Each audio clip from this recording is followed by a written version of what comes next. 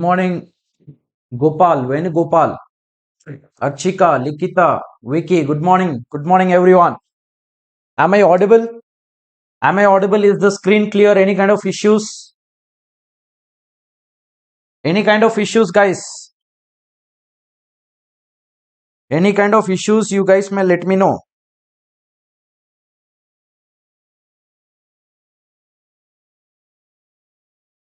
Yes, everything is clear. Janani, good morning.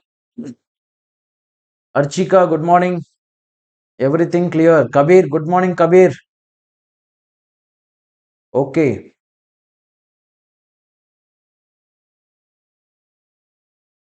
We'll wait for 2 more minutes and then we'll start the session until others join.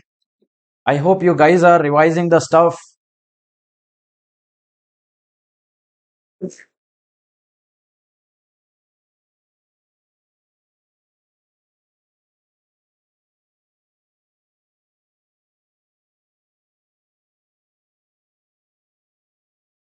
Good morning, Priya Chandrasekhar. Yuvashri, good morning. Prashant, Prashant Pai. Prashant, are you from Karnataka? Prashant, are you from Karnataka? Today is the last session for free, right, sir? Yes, Vicky, you're correct. But live will happen daily on YouTube. That will be kind of a free only. But I'll not upload the videos from tomorrow on YouTube. Live will happen, but whatever session happened, that you will not find it on YouTube channel. Rubashri, good morning. Keshav Chaudhary, good morning. Namaste, namaste. Yeah, Prashant, you're from Karnataka. Very good. Okay, we'll wait only for 1 more minute.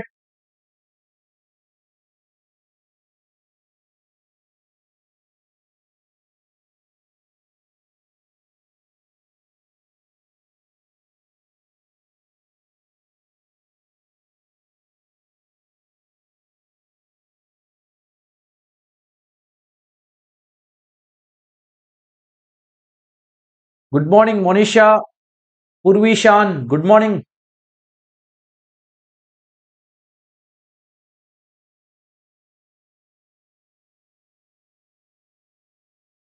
Good morning, Siddharth, Raghu, Santosh. Vanakkam. Vanakkam, Santosh. Are Joshi. Joshi ji, good morning. Chaudhary ji, how are you, sir ji? I'm good. Shantan, good morning. Prashanti, good morning. Deepak Kesari, good morning. Deepak, where are you from? Deepak, may I know where are you from? Hi, boss, Giri. Good morning, Giri.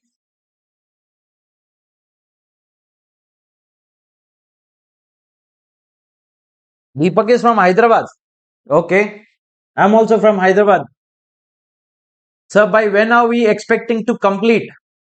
As I mentioned earlier in the promotion batch itself, like I will take around 20 to 25 lectures. Today we are on the third day, guys. Sir, are you Vijay fan? Yes, maybe. Sir, are you from Chennai? No, I'm not from Chennai. I'm from Andhra Pradesh. My hometown is Tirupati, guys. I'm currently based out in Hyderabad. Okay, guys, let's start our third day. Namaste, namaskara, vanakkam, everyone. Welcome back, you all, to the Power Back practice session for the income tax paper for Jan 2026 CA intermediate examination, guys. Today, what topic? Giri is asking. Today, the topic will be residential status for the first half because we are left out with few concepts. We will be finishing them all. We will be solving a lot of amazing questions. Then we will be moving on to the next chapter, which is going to be your first head of income, which will be income from salaries. So yes, we'll be starting the income from salaries also, guys. Yes, so let's start our session without wasting any further time. Guys, yesterday we had discussed how to determine the residential status in case of an individual HF. Then at the time of closing and wrapping up our session, we had discussed this particular table where we had discussed that it all depends whether you will be paying tax or not on basically two things. One is whether you are a resident ordinary, whether you are not ordinary, or whether you are a non-resident. On these factors, it will depend whether you are required to pay tax in India or not. But then it also depends whether the income is an Indian income or foreign income. If it is an Indian income, resident will pay tax. If it is Indian income, non-resident will pay tax. But if it is foreign income, non-resident will not pay tax. If it is foreign income, resident will pay tax. But if it is foreign income, non-resident will not pay tax. And there are few cases in which, in case of foreign income, resident, not ordinary resident person will also not pay tax.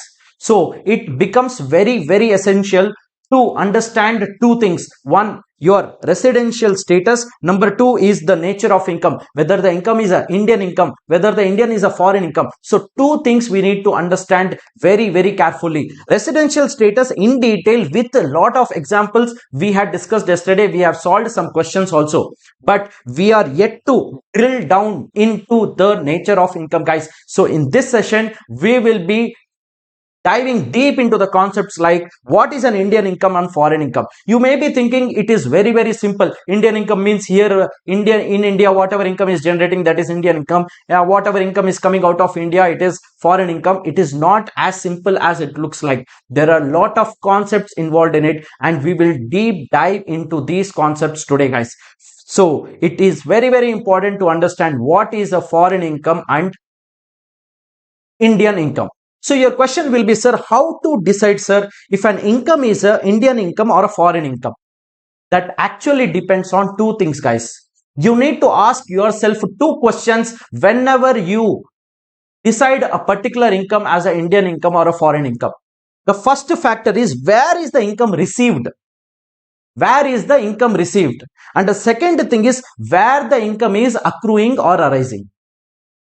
Two things you will keep in mind all the time whenever you decide the nature of income, whether it is an Indian income or a foreign income. The first factor is, where is the income you have received? Let's say, for example, your income it is. Where did you receive it? And where did that income accrue or arise? These two factors, if you know, you will be able to decide, okay, this income is Indian income. Okay, this income is foreign income, like this. Yes. Now, so just not we have income received or income accrued or arise concept. We have something called as income deemed to accrue or arise, income deemed to received. These kind of concepts also there. Sir, what is deemed, sir? See, income received means actually where did you receive? Let's say, for example, you received cash in Dubai. So you can say, yes, sir, I received my cash income in Dubai. That is pretty clear. But what is income deemed to accrue, sir? Income deemed to accrue means maybe the actual place of accrual is different. Maybe the income has actually accrued in Australia, but Indian government will imagine that though it actually accrued in outside India, in Australia, we will deem that it has accrued in India. That is the concept of income deemed to accrue or arise, or income deemed to receive. So you received cash in Dubai. Maybe in some circumstances, Indian government may say, though you have actually received cash in India, I will imagine that cash has been received in India, and I will collect tax from you. That concept is called income deemed to received. Sir, what are those cases, sir? We will see in what cases Indian government will deem that your income has been received or accrued or arised in India, though the actual place of accrual, though the actual place of receipt is different. But the first two cases are actual place of receipt, actual place of accrual or arisal. I hope this is clear. So we'll be focusing on these four concepts now. Yes. Now, first thing we'll be discussing is income received.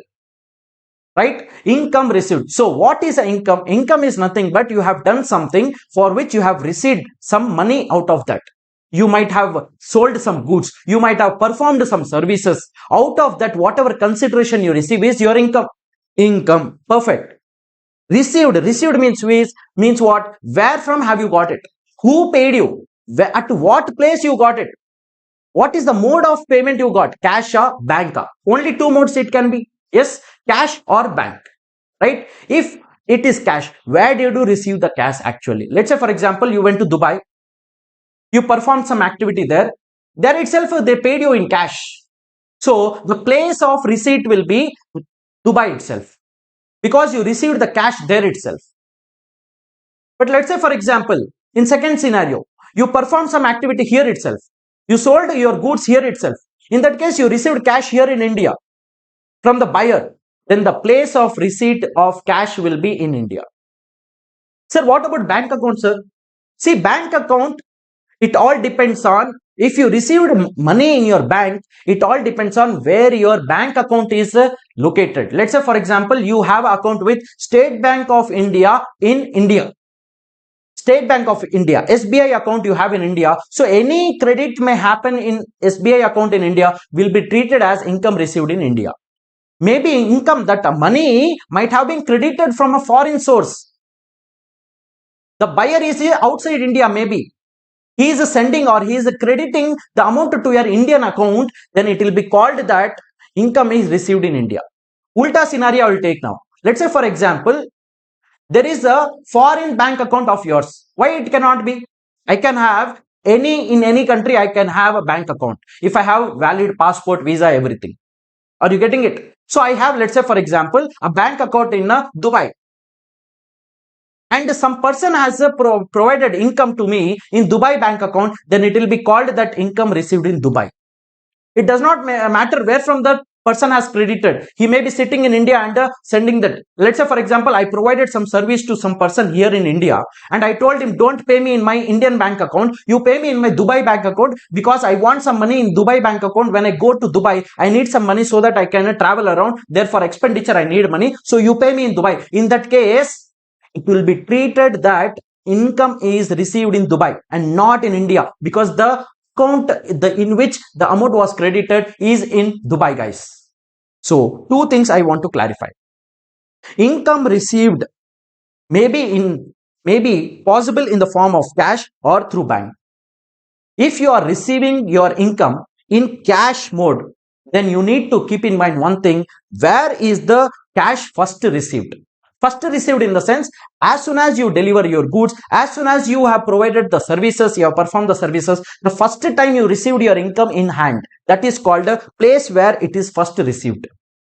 So example, if you received cash in Dubai, then the place of income received will be called as Dubai. If you received cash in USA, let's say, for example, in that case, income received in Dubai, in USA, it will be called. Whereas in case of a bank account, place where your bank account is located, that will matter a lot. So if your bank account is Dubai, any income credited to that Dubai account will be treated as income received in Dubai. If you have Indian account in which income is credited, in that case, that income will be called as income received in India. You have account in Canada, in that account, any income is credited, that income will be treated as income received in Canada. So income received depends on if it is cash, where actually you collected first time. If it is bank, in which account, in which bank account it got credited. I hope this is clear. Next, sir, income received, okay. What is income accrued or arised? First thing you will keep in mind, accrue or arise are both the same thing only. There is no bifurcation, there is no difference as such in accrual or arisal. Are you getting it? These are like synonyms. You can use it in a mismatch. If you want to use you accrue or arise, anything you can use it. Now, there may be two kinds of transactions, guys. One, you deal in goods, means you are selling some goods. Yes. The other thing is you are performing for services for earning some income. Yes, there may be two kinds of scenarios. Now, mind you, if you are dealing in goods, means you are selling goods, in that case, income accrued or arise, where it accrued, where it arise, all depends on place where you have done the deal. Sir, what is done the deal, sir? Done the deal in the sense, where have you agreed that you will be delivering goods, you will be selling the goods to that particular person, the place where the deal has happened. Let's say for example, you went to China, and in China you have a big one person is having a big manufacturing unit. So you immediately purchased some goods from that China manufacturing fellow. There one more Indian came. That the other Indian asked you, at what price have you purchased these goods? You told 5 rupees. But that 5 rupees, no other person can get it. Only you can get it because you had a good relationship with the China manufacturer. Now, this is the cheapest price. This other Indian person is also a trader who has also come to China to purchase this similar product, but he is not getting for 5 rupees. Not even for 10 rupees he is getting. So you told, okay, boss, let's do one thing. I'll sell you the goods for 8 rupees, 3 rupees instant profit I'll get. You have done the deal there itself to sell the goods. So the place where the deal is done will be called as will be called as income accrued or arised. But in services, it does not happen like that. In services, it all depends on where have you performed the service. Let's say, for example, a cricketer gets into agreement with BCCI that, okay, boss, I'll go to Australia and I'll play cricket on behalf of Indian team. Now, though the deal happens in India, in BCCI. Yes, in BCCI, let's say, for example, deal happens with Virat Kohli that he has to go to Australia and play a game, a series. So agreement happened here, but actually service, the playing game is happening in Australia. So it will be called as income accrued. Whatever income he will get out of that match will be called as income accrued or arised out of India. It is not in India. Like a GST in place of supply concepts. Yes, you may say like that. Are you getting it? So in case of services, deal does not matter, guys. Place of deal does not matter. Whereas in case of goods, place of deal only matters.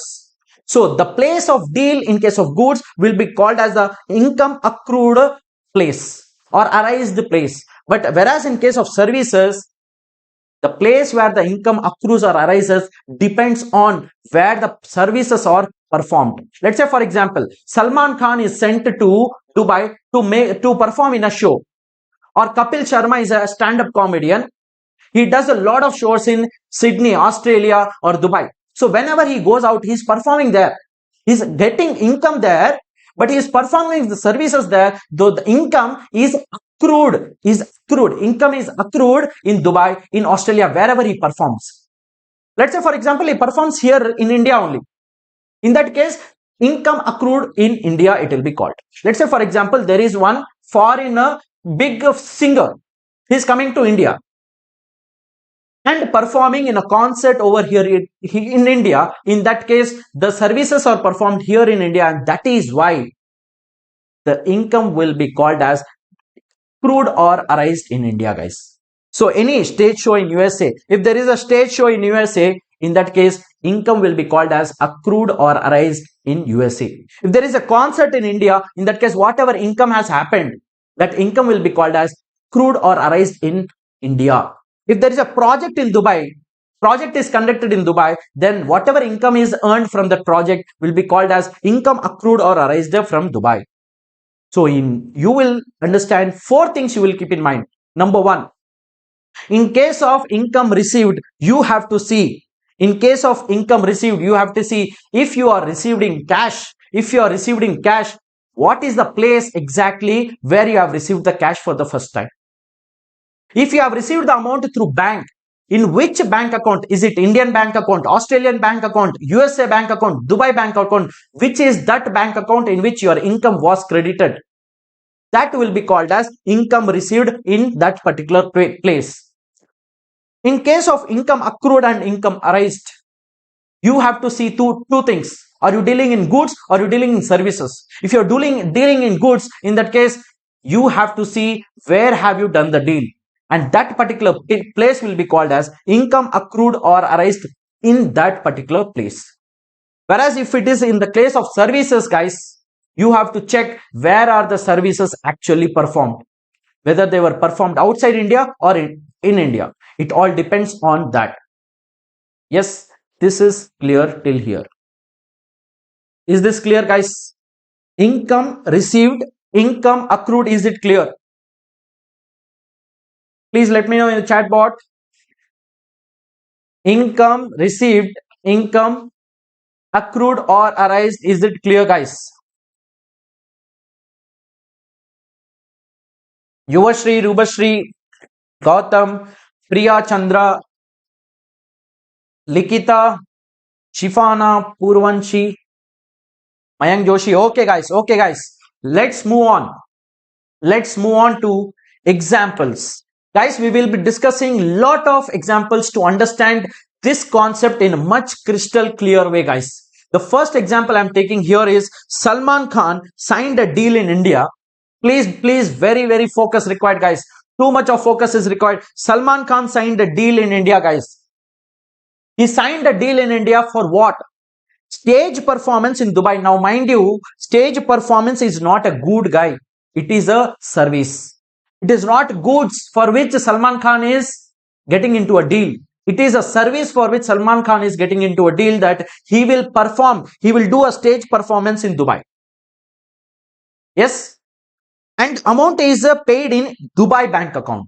Now, stage performance, if it is happening in Dubai, you tell me, income will be accrued or arised in Dubai only, no?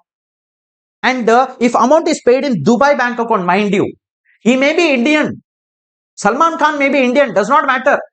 But he may be having a Dubai bank account, right? So if amount is credited for this performance in the show in Dubai bank account itself, then we will call that income is received in Dubai. So income accrued also in Dubai and received also in Dubai, guys. Now, keep in mind one thing. When both accrual and receipt is out of India, in that case, such income shall be called as foreign income. Because you logically think, don't mug up this, logically think, performance also happened outside India, income also received outside India, that income will be called as foreign income only. How can you, in what relation, in what connotation you will call this as Indian income, guys? Now you can't say just because Salman Khan as an Indian, I will treat this income as an Indian income. You cannot say that, because mind you, Salman Khan can also become a non-resident. No. Is there any guarantee that an Indian person will always be resident? Why can't I be a non-resident? If I stay out of India for less than 180 days, I will be straight away a non-resident. Then you can't call that non-resident person as a resident, right? So it does not depend who is performing. It all depends only on two factors to decide whether income is a foreign income or Indian income. Number one, where has the income arisen? Where has the income accrued? The number two thing is, where have you received that income? So in this case, both income accrual and income receipt happened outside India. That is why this income will be called as foreign income in the hands of Salman Khan. It is secondary whether Salman Khan will be liable to pay tax on this foreign income or not. If he is a resident, he will pay tax. If Salman Khan is non-resident, let's say for example, he's so rich guy, he must be having houses in Dubai, USA, London, wherever. For 1 year, he thought that I'll not come to India. I'll stay outside only. He will become non-resident. In that case, he will not pay tax on that foreign income. But let's say for example, Salman Khan was resident in this year. In that case, on this foreign income, he will pay tax. Are you getting it? So don't confuse the concepts. Yes, next. Example 2 we'll be taking. Same Salman Khan, again signed a deal in India only. Never check where he has signed the deal in case of services, guys. Only in goods you check. This examination, in the examination, they may give you some information to just, confuse you. Don't get confused. Okay. So stage performance happened in India. Of course, if stage performance happened in India, the place where the activity is performed, that place will be called as income, place where the income is accrued, which is accrued in India. Amount is paid in Dubai account. So he performed here. He may be having an account in Dubai. So he told you, oh, you credit in my Dubai account. Don't credit here, because if you credit here, again I have to send to Dubai and all. Better you credit in my Dubai account only. When I go to Dubai, I need the money to utilize for my personal purpose. So you credit in Dubai. So now income received will be in Dubai, but income performed in India. So income accrued or arised in India, but income received in Dubai, it will be called. Now tell me, at least one activity among these two is happening in India or not? Income accrued in India because he performed in India. Income received in Dubai. But among these two things, at least one is happening in India. That is why, guys, as income accrued in India, such income will be called as Indian income. Is it clear? Next. We have few more examples. Don't worry. You will get crystal clear clarity, guys. I can tell you one thing, once you finish off this residential status, you will not get anything wrong, guys. Yes, Salman Khan signed a deal in India. Okay, stage performance happened in Dubai. Means, of course, income is accrued or erased in Dubai, where the service is performed. Amount paid in Indian bank account. Means in Indian bank account only he told you pay. So he got that amount credit in Indian bank account. So income will be received in India. Now, among the receipt and accrual, any one thing happens in India, then you will call that income as Indian income. So as income received in India, such income will be called as Indian income. Next, example 4. Virat Kohli signed a deal in India to play match in Australia. Mind you, match will happen in Australia. So performance of the activity will happen in Australia, guys. Yes, deal might have been done in India. Income accrued in Australia, of course, because the performance was done outside India. Cash received in Australia itself. So he went there, he told, boss, I want to take Anushka and my baby to here roam around in Australia, so I need cash here only. Don't pay me in my bank account in India. So better you give me cash here itself. So he received cash there itself, guys. So both the things, guys. Indian income is not there here. Income accrued outside India, income received outside India. This nature of income will be called as foreign income. Now, whether Virat Kohli will pay tax on this foreign income or not depends on his residential status. Whether he is a resident during this year or not, whether he is a non-resident during the year or not. Let's say, for example, Virat Kohli is a resident in this year. It is a foreign income. He will pay tax on this income. If let's say, for example, Virat Kohli was a non-resident in this year, he will not pay tax in this foreign income. You got the clarity now? Yes. So both income accrual and receipt is outside India, such income will be called as foreign income. Next, example 5 will take. One Hollywood actress signed a deal in USA itself, performed in India, some performance she has done in India. Of course, we will call that accrued and India only, no, because the services are, who is performing does not matter, guys. In India, someone is performing. That's all it matters. Now, this same Hollywood actors perform somewhere outside India. In that case, income will not never accrue in India, no, guys. So, on that income tax will not be collected by the Indian government. Yes. So, Hollywood actors performed in India. Of course, we will call that income as income accrued in India. Next, cash if she is received in India only. So when she came here, she thought she want to do a lot of shopping, so she collected cash here itself. Or let's say, for example, she has a bank account here in India, for example, and she asked, you credit here itself, I want to use this money here in India itself. Whatever could be, it could be anything, right? So cash if it is received in India, in that case, both accrual and receipt is happening in India. That is why this income will be called as Indian income. But let's say, for example, same example, Hollywood actress signed a deal in USA, performed in India, no problem. Accrual will be, of course, in India. But let's say, for example, she told that don't pay me here, you pay me in USA itself. So the agency who had entered into deal with this Hollywood actress will make payment to her in USA. In that case, payment is received outside India, no, but activity is performed here in India. Income is accrued in India, but payment is received outside India. Any one activity happening in India, that is why it will be called as Indian income. I hope this is clear. Now, if I have to summarize what 5 examples is trying to convey, if I have to summarize this, guys, this is the summary. This is the crux. You remember this table. You will never go wrong and understanding whether an income is a foreign income or Indian income. Trust me on this, you will never go wrong. First, income accrued or erased. Income accrued or erased, which place? Income received in which place? Is it a foreign income or Indian income? First case we will see income accrued in India. Okay. Income then received in foreign. See, one of the activities is happening here. So that Indian income or foreign income, it will become Indian income. Cool. Next, income accrued or erased in foreign. Income received in India. One of the activities happening here, Indian income or foreign income, Indian income.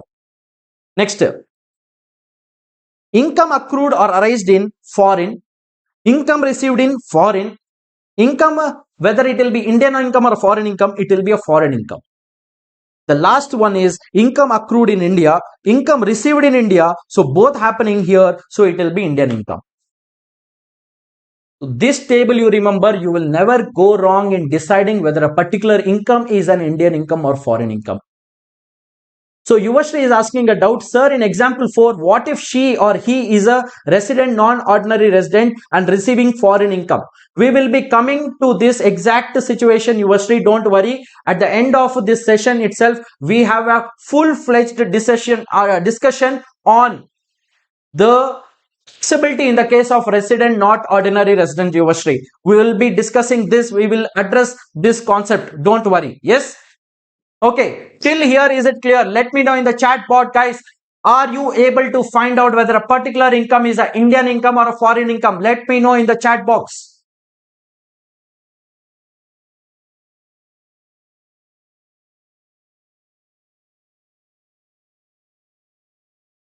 Okay. So if I have to summarize quickly in 2 minutes, guys, if I have to summarize, okay, thank you, thank you. So if I have to summarize everything quickly in 2 minutes, what we have discussed in the past half an hour, first thing is, guys, income received, you decide where have it received, depends on what is the mode of receipt, what you have received. If you have received in cash, at the place where you have collected the cash will become the place of receipt. The income will be called as received in the place in which you collected the cash. Through bank, if you received the income, the place where the bank account is located in which you got the credit will be called as place of receipt. Income accrued or arised, it all depends on two things. If it is goods, where have you entered into the deal of selling the goods, that place will be called as place of accrual or arise. Then in the case of services, where have you performed the services, that place will be called as the place where the income has accrued or arised. So if any of these two things, income accrual or income receipt, happening in India, that income will be called as Indian income. If both in accrual and receipt happening outside India, that income will be called as foreign income. Yes. Now there is a concept called as income deemed to be received.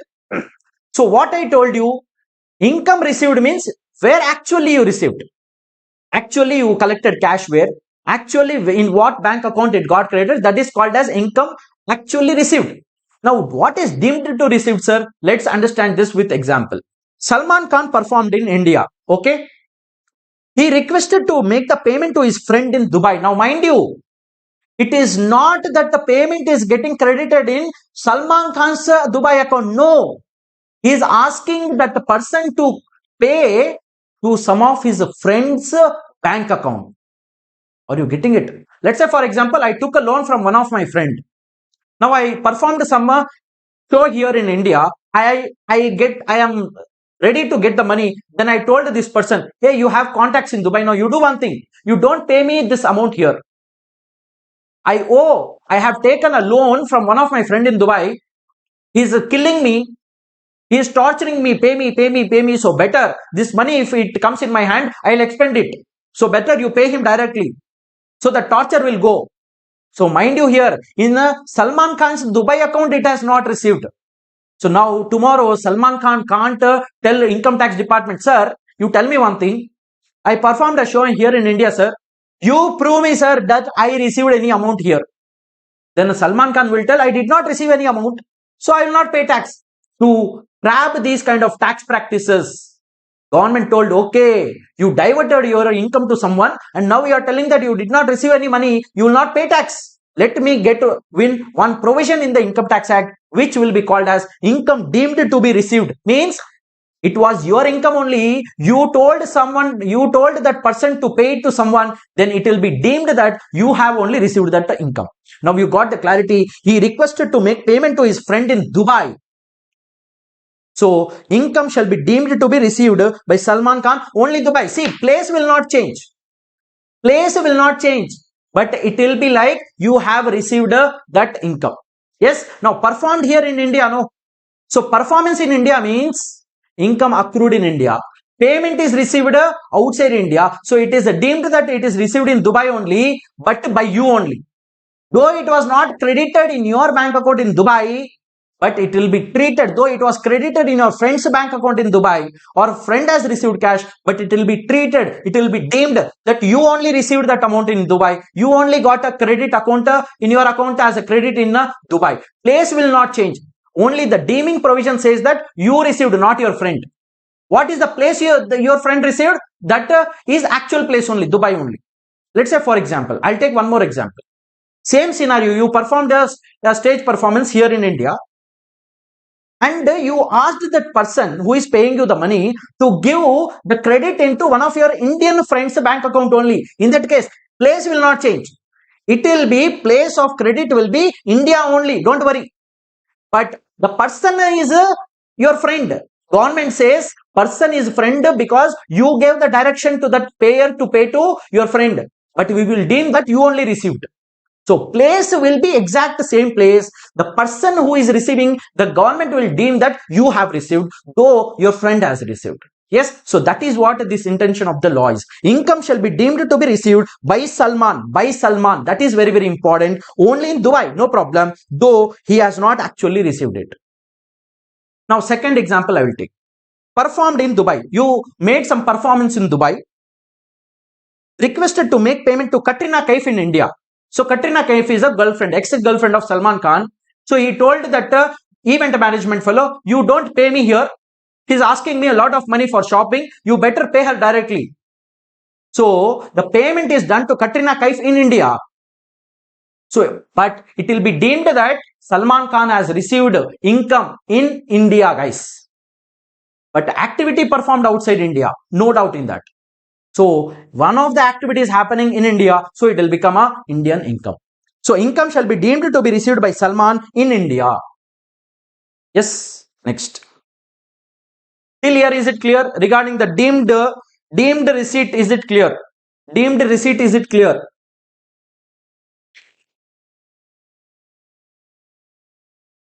Okay.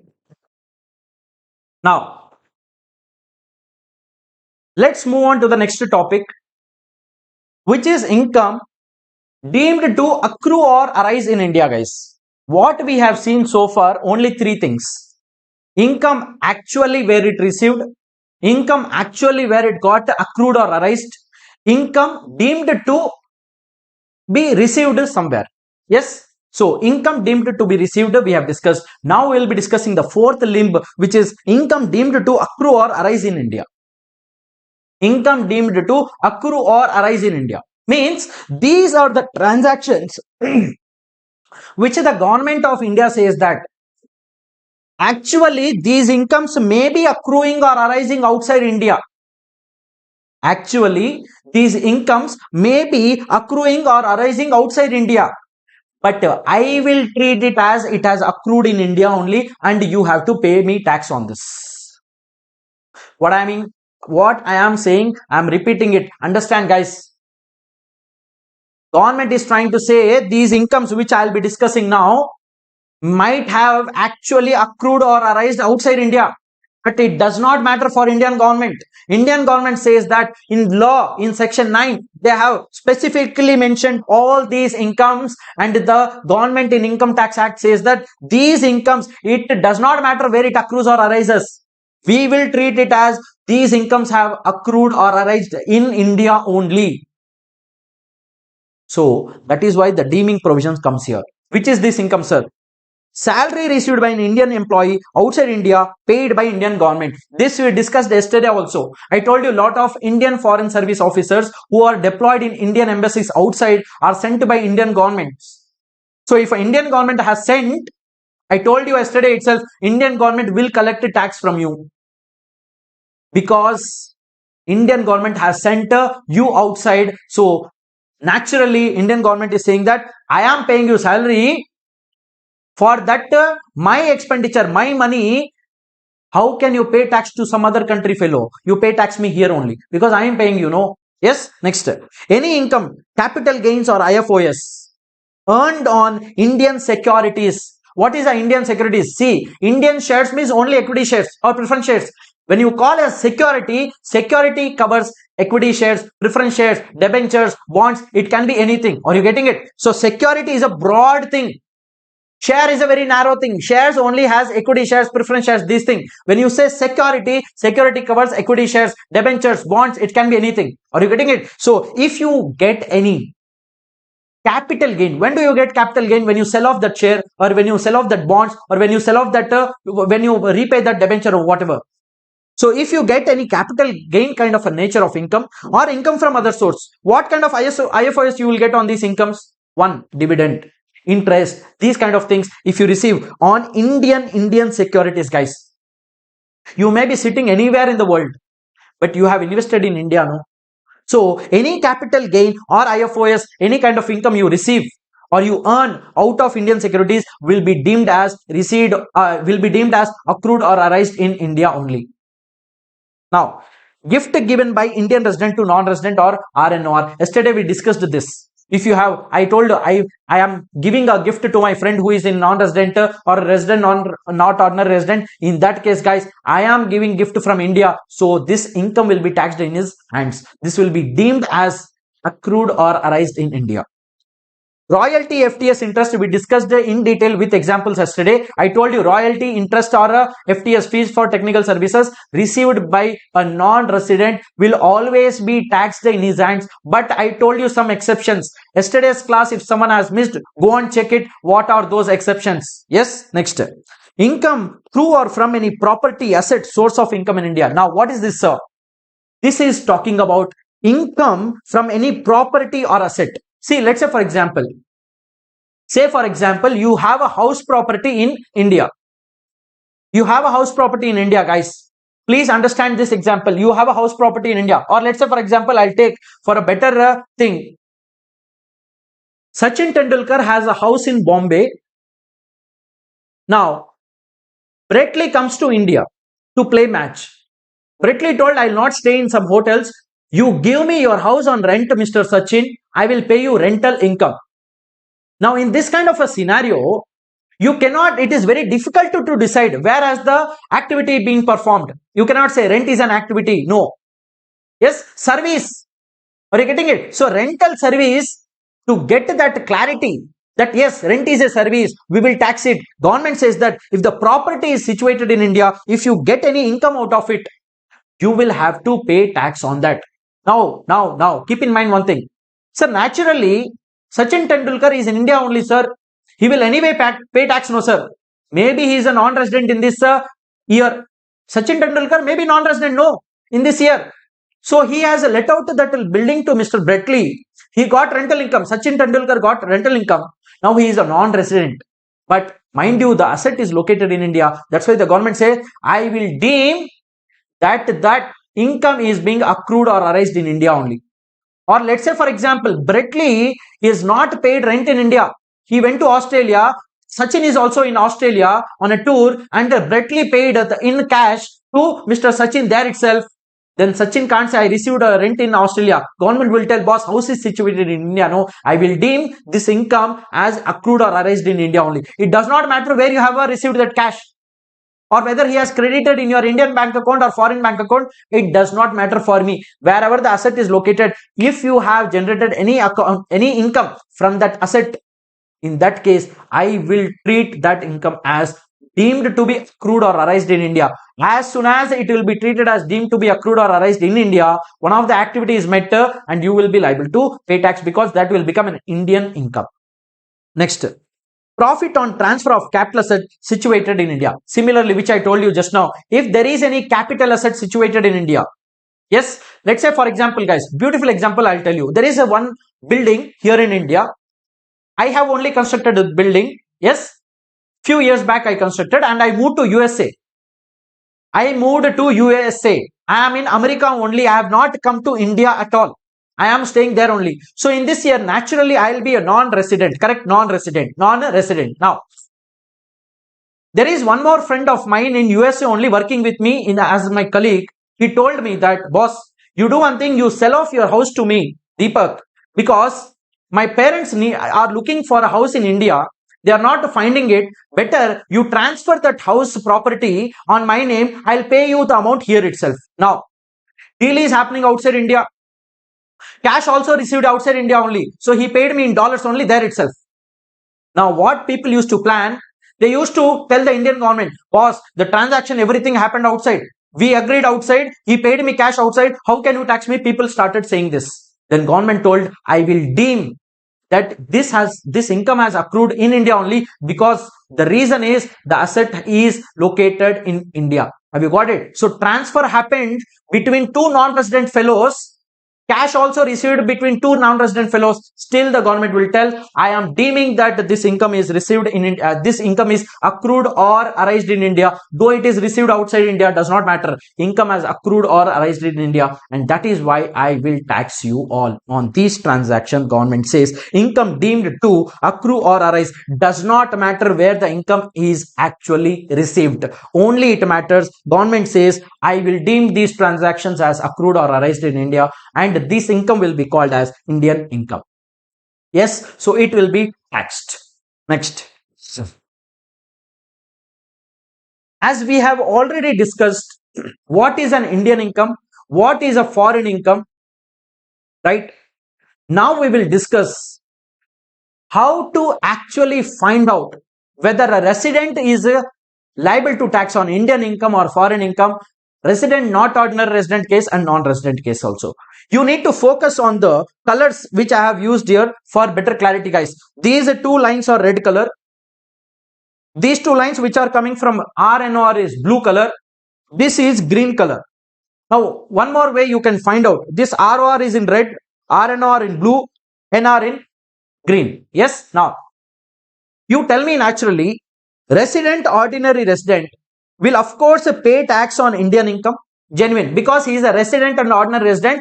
Global income he will be paying tax on. Anywhere he earns income, he has to pay tax. So on Indian income, of course, he will pay tax. And similarly for foreign income also, he will pay tax. Resident, ordinary resident person. Correct? This is clear. Now, we will come to this situation in short time. Non-resident. A non-resident will only pay tax on Indian income. He will never pay tax on foreign income. That's why I have not added any line here from a non-resident to foreign income. You can see. Now, these two things are clear. ROR will pay tax both on Indian and foreign income, whereas non-resident will pay tax only on Indian income. He will not pay tax on foreign income. This is clear. Resident, not ordinary resident person will pay tax on Indian income, no doubt, because the income is Indian income. Resident, not ordinary resident person will pay tax on Indian income, no doubt. But resident, not ordinary resident person will pay tax on foreign income or not is the question here. And to that, the answer is this. In case of resident, not ordinary resident person, guys, be very attentive. In the recent attempt also, beautiful question, highly conceptual question has come in this thing only. Yes. So, in case of resident, not ordinary resident, of course, he will pay tax on Indian income, no doubt in that, because the income is Indian. But when it comes to foreign income, the confusion happens. And to get your confusion clear, you need to understand this 5 minutes. In case of resident, not ordinary resident, the law says in the Income Tax Act, it is written that in case of resident, not ordinary resident, on a salary income, income from house property, capital gain and IFOS, we will not collect tax of foreign income. I repeat, if this resident, not ordinary resident person has foreign salary income, foreign income from house property, foreign capital gain, foreign IFOS, he will not be taxed.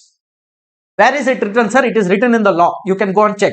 Now, but PGPP means the business income will be taxed in one scenario. Means the business income is actually in foreign only. The business income is actually happening in foreign only. But for Indian income tax purposes, the government says we will treat that income as Indian income, but the condition has to be met. What is that condition? We will look at. But are you getting the clarity? RNOR pays tax on Indian income, no doubt. But RNOR, will he be taxed on foreign income or not? Because he is partially resident, partially not resident, no. Resident, but not ordinary resident. That is why resident, ordinary resident, resident, not ordinary resident, he will pay tax on Indian income. On all Indian incomes, he will pay tax. But when it comes to foreign income, which he is earning, he will not pay tax on foreign salary income. He will not pay tax on foreign house property income. He will not pay tax on foreign capital gain. He will not pay tax on foreign IFOS. But he will be required to pay tax on foreign PGBP, that too in one scenario. What is the scenario, sir? If the business which is there in the foreign is controlled from India, or the profession is set up in India from which that business is controlled, or from the profession which is set up in India, from the profession which is set up in India, the consultancy services are provided outside India, and if the income is earned. I am telling two scenarios. PGBP income has, the RNOR has earned PGBP income in foreign country. Two things may happen, either business or profession. If it is a business scenario, if the business which is there in outside India, in foreign, if it is being controlled from India by this person, in that case, whatever income he earned out of that business will be taxed in India in his hands. Though it is happened that income has been earned in India, in USA, still it will be taxed because of this special provision. Because business is being controlled from here, no. From India, he is controlling the business. Full management, control, everything is in his hands. He is a resident, not ordinary resident, means he is in India and controlling the business which is outside India. So government says that you are controlling the business from here in India. I will deem this as income which is to be taxed in India, guys. So this foreign income will be treated as an Indian income for the purpose of taxation, guys, mind you. Now there is the second thing, profession. In profession, what happens, lot of Indian chartered accountants also, they have an office here in India. But I told you yesterday one example. I will go to US. There is a lot of demand for persons who has to file tax returns. There are very less people who are filing the tax return there.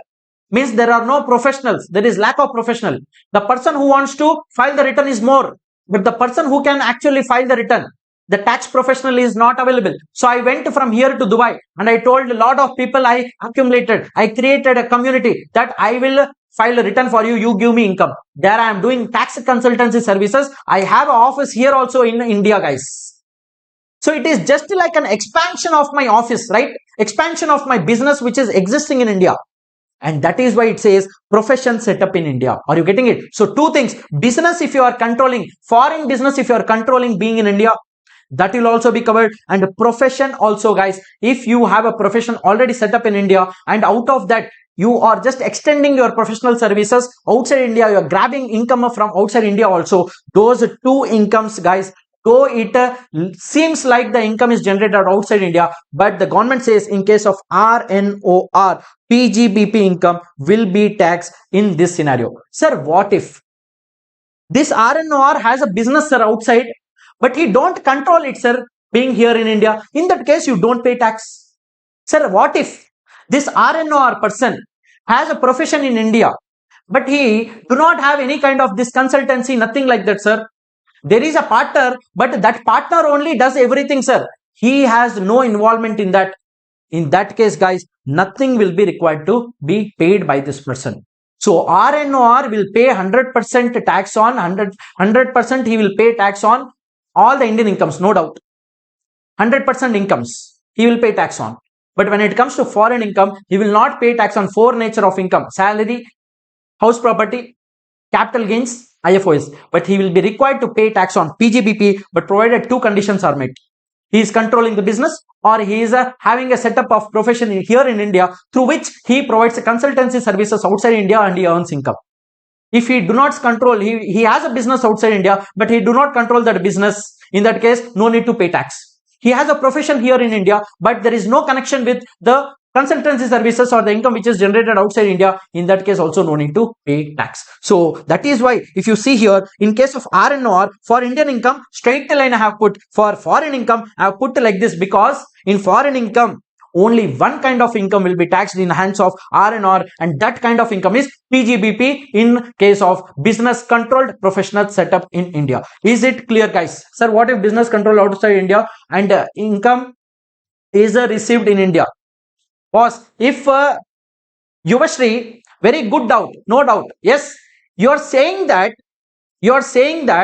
income is received in India, then automatically that income will become Indian income only. No, Yuvashri, then no need to even keep our brain, because that will automatically get taxed. The problem is arising where, Yuvashri, you have a very beautiful doubt. This is, yes, the problem is here, because in foreign income, why are we calling this foreign income? Services provided outside India means performed outside India, income accrued outside India. Of course, the foreign client who is taking the service, he will pay the money there itself. No, are you getting it? So if any of one of the activity happens, naturally we will apply that concept, accrued in India or received in India. If any one of the thing happens there in India, then that income will be called as Indian income. Naturally, if that becomes Indian income, then R and all will pay tax. Problem happens only when it is a foreign income. Usually you got that clarity. So business, if it is controlled outside India, income is received in India. If income received in India, it will become Indian income. Yes? Yes. So this is the clarity, guys, you require. So this income where the business is not controlled, guys, one more point. Focus everyone here. So out of the PGBP of a resident, not ordinary resident person, where the business is not controlled in India, or the profession is not set up in India but not controlled, or services are not provided outside India, in that case that income will be called as a foreign income only. But this income which business is controlled from India, or you are extending some services from the profession which is set up in India, in that case that income will be called, whatever income you generated will be called as deemed as income source income, Indian source income only in the hands of RNOR. Mind you, yes, this does not apply in the case of non-resident, guys. It only applies in the case of resident, not ordinary resident person. Exclusively this is been mentioned in the Income Tax Act. In the case of non-resident, only Indian income will tax. You can never tax a foreign income in the hands of non-resident, because he is not resident, guys. Non-resident, he is not even residing in India. How can you go and tax foreign income? But this person is half Indian, half American. That's why government says half Indian income I'll tax you, half foreign income I will tax you. This person is a resident, fully Indian. So you're fully Indian, so I'll tax you fully income. Yes. So this way you will remember, guys. Is it clear? We will move on to beautiful questions, and we will close this deal for us today. Is it clear, guys? Let me know in the comment section, guys. How are you finding this concept? Is it crystal clear, guys?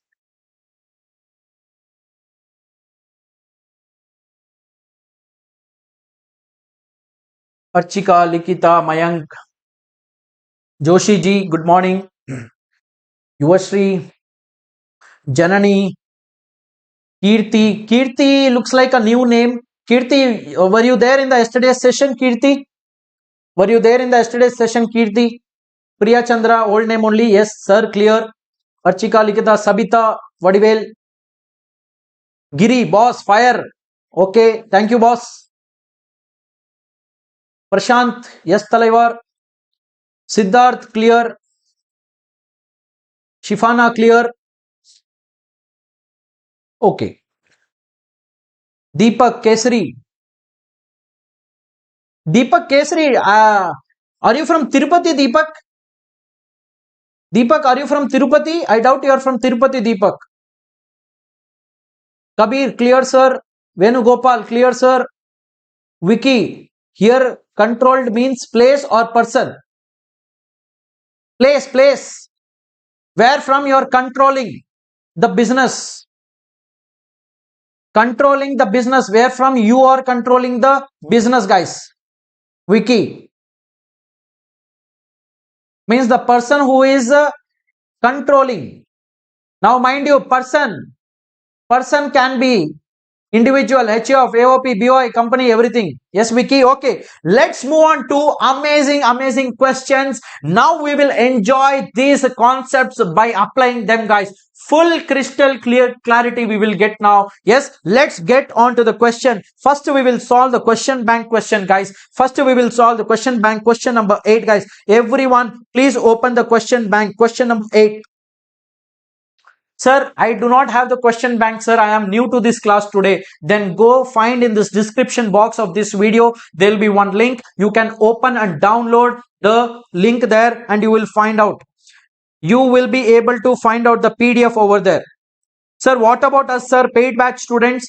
We have already couriered till yesterday evening. Whoever has made the payment for everyone, books have already been couriered. You will be getting that at your doorstep very soon, guys. Very soon you will be getting at your doorstep, no doubt. Okay. We will solve this question. Full discussion mode required. You need to also think and apply the concepts which I have taught in the past 1 hour exactly. Yes, I'll read the question, guys. Question number 8. Beautiful question. Whatever concepts we just now read, everything will be applied here, guys. Compute the total income in the hands of individual aged 35 years. Mind you, whenever you will read the question, you will give attention to even minute of the minute details, guys, because one information here and there you will miss the game. Yes, so total income they are asking you, guys. Total income means what? Not a tax liability. Not a tax liability. Total income means the total of all the 5 heads of income they are asking. Yes. So whatever incomes are there, whether taxable or not, you will add at the total. That will become your gross total income. From that, if you reduce all your deductions under chapter 6A, that becomes your total income or taxable income, mind you. Yes. So you need to keep in mind that you will be also considering the chapter 6A deductions also in order to arrive at total income. So you should know what is the demand of the question, guys. Aged 35 years, sir. Why age matters, sir? Age matters a lot in Income Tax Act, especially because there are a lot of provisions which are specifically given to super senior citizens, senior citizens. Yes, so that is why age matters. He is not a senior citizen. Being a resident and ordinarily resident, even this matters. Resident but not ordinarily resident, this also matters. And non-resident means same person, same incomes. They are asking you, think this person as a resident first, ordinary resident. Think this person as a resident, not ordinary resident. Then think this same person as a non-resident and give me in all these 3 scenarios what will be his total income. As for assessment year 25-26, assuming that he has exercised the option of shifting out of the default tax regime provided under section 115 BSE, this also very important. I taught you in the very first class. So can you tell me what is the regime they are asking us to apply? What is the regime they are asking us to apply? They are asking us to apply opting of shifting out. Shifting out means they don't want to pay. This person don't want to pay tax under the default tax regime. That's why the language is used, option of shifting out of default tax regime. So optional tax regime, guys. Optional tax regime, normal regime, perfect. OTR, yes. Now everyone focus. Sir, what is the style of solving this, sir? First, I will read this. You have to tell me in the comment section all 3, resident, ordinary resident, not resident, and resident, not ordinary resident, all 3, taxable, not taxable, taxable. Like this you give, that's all. You don't need to type the amount and all. Taxable or not taxable, that much you give. Wherever amount will be required, let's say for example, if in this case full income is taxed, then don't give me amount. Okay. If let's say for example in a scenario only 50% income is taxed, in that case you give me that 50% of income. Okay. Interest on UK development bonds. Mind you, what is UK? UK means United Kingdom. Development bonds. United Kingdom development bonds means, of course, these bonds are foreign bonds. 50% of interest received in India. 50% of received in India means this is the total amount of interest. Interest on UK development bonds is 10,000. Out of that, 50% of interest means out of this 10,000 rupees, 5,000 received in India, 5,000 received in United Kingdom is what this line is trying to say. Correct? So 10 out of 10,000 of foreign interest, 5,000 interest you received in India. We will apply the concept now. Receipt you check. Receipt you check. Is there in India or not? Yes, of course. 50% of interest is received in India. Correct? Only 50% received in India, mind you. But if you are a resident, ordinary resident, full interest will be taxed, because for you global income will be taxed, guys. So can I say 10,000 will be taxed fully in case of resident, ordinary resident, and 50% will only be taxed in the case of resident, not ordinary resident, and non-resident, because in 50% interest received in India, it is satisfying one of the two conditions: income received in India. In that case, non-resident and resident, ordinary resident also will be required to pay tax only on 50% interest, guys, not on 10,000 amount. So 10,000 will be taxed in the hands of resident, ordinary. 5,000 will be taxed in the hands of resident, not ordinary resident, and non-resident, guys. Yes. Now, income from business in Chennai, 50% received in India. Now, mind you, income from business in Chennai, 50% received in India means the income half is received outside India, guys. But mind you, where is the business located? Business is located here, means that deal, all the deal will happen in India only, no? Now, it does not matter where the income has received. Since the business itself is in India, all the deals will happen in India only. Mind you, in goods, I told you how to check, sir, income accrued or arised in India in case of goods, where the deal happens. Of course, in the case of Chennai business, all the deal will happen in Chennai only. That is why this 20,000 will be taxed in resident ordinary also, resident not ordinary also, non-resident also. Is it clear? Next.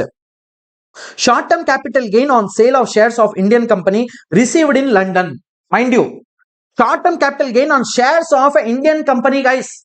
Shares of an Indian company. I told you already, income deemed to accrue or arise in India. Any kind of a capital asset you sell in India or out of your Indian securities, you earn any kind of capital gain income, IFRS income, it will be treated as income accrued or arised in India. So, full tax in all three case scenarios, guys. You will not leave in even anything. So this 20,000 will be taxed fully in all the three taxpayers case.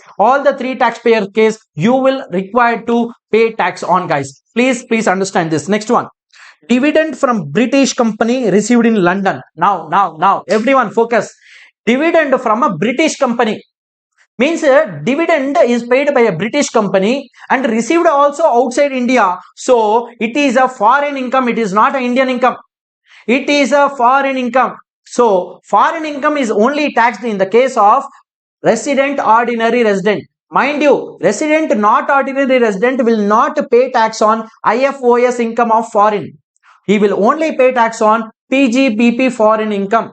So this 5,000 rupees will be only taxed in the hands of resident, ordinary resident. This will not be taxed in the hands of resident, not ordinary resident, and non-resident. Long-term capital gain on sale of a plant to Germany. Plant means not your tree.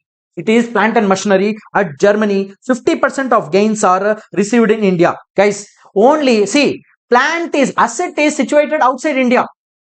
Yes, asset is situated outside India means deal happened outside India, means income accrued or arised outside India, but 50% of gains received in India. So one of the activity is happening here in India, no? So in the case of NOR and non-resident also, we will tax 50% of this 40,000. But in the case of resident, ordinary resident, full 40,000 will be taxed, because for him global income will be taxed. So 40,000, 20,000, 20,000 will come here. Income earned from business in Germany, which is controlled in Delhi, 40,000 received in India. Now, income earned from business in Germany, which is controlled from Delhi, guys. Income is controlled from Delhi, guys. But 40,000 is received in India. Everyone, please stop. Everyone, I need full-fledged attention here. This is a beautiful point. You need to full focus on this, guys. I need everyone's 200% attention here, because this is the complicated point. Everyone, full attention.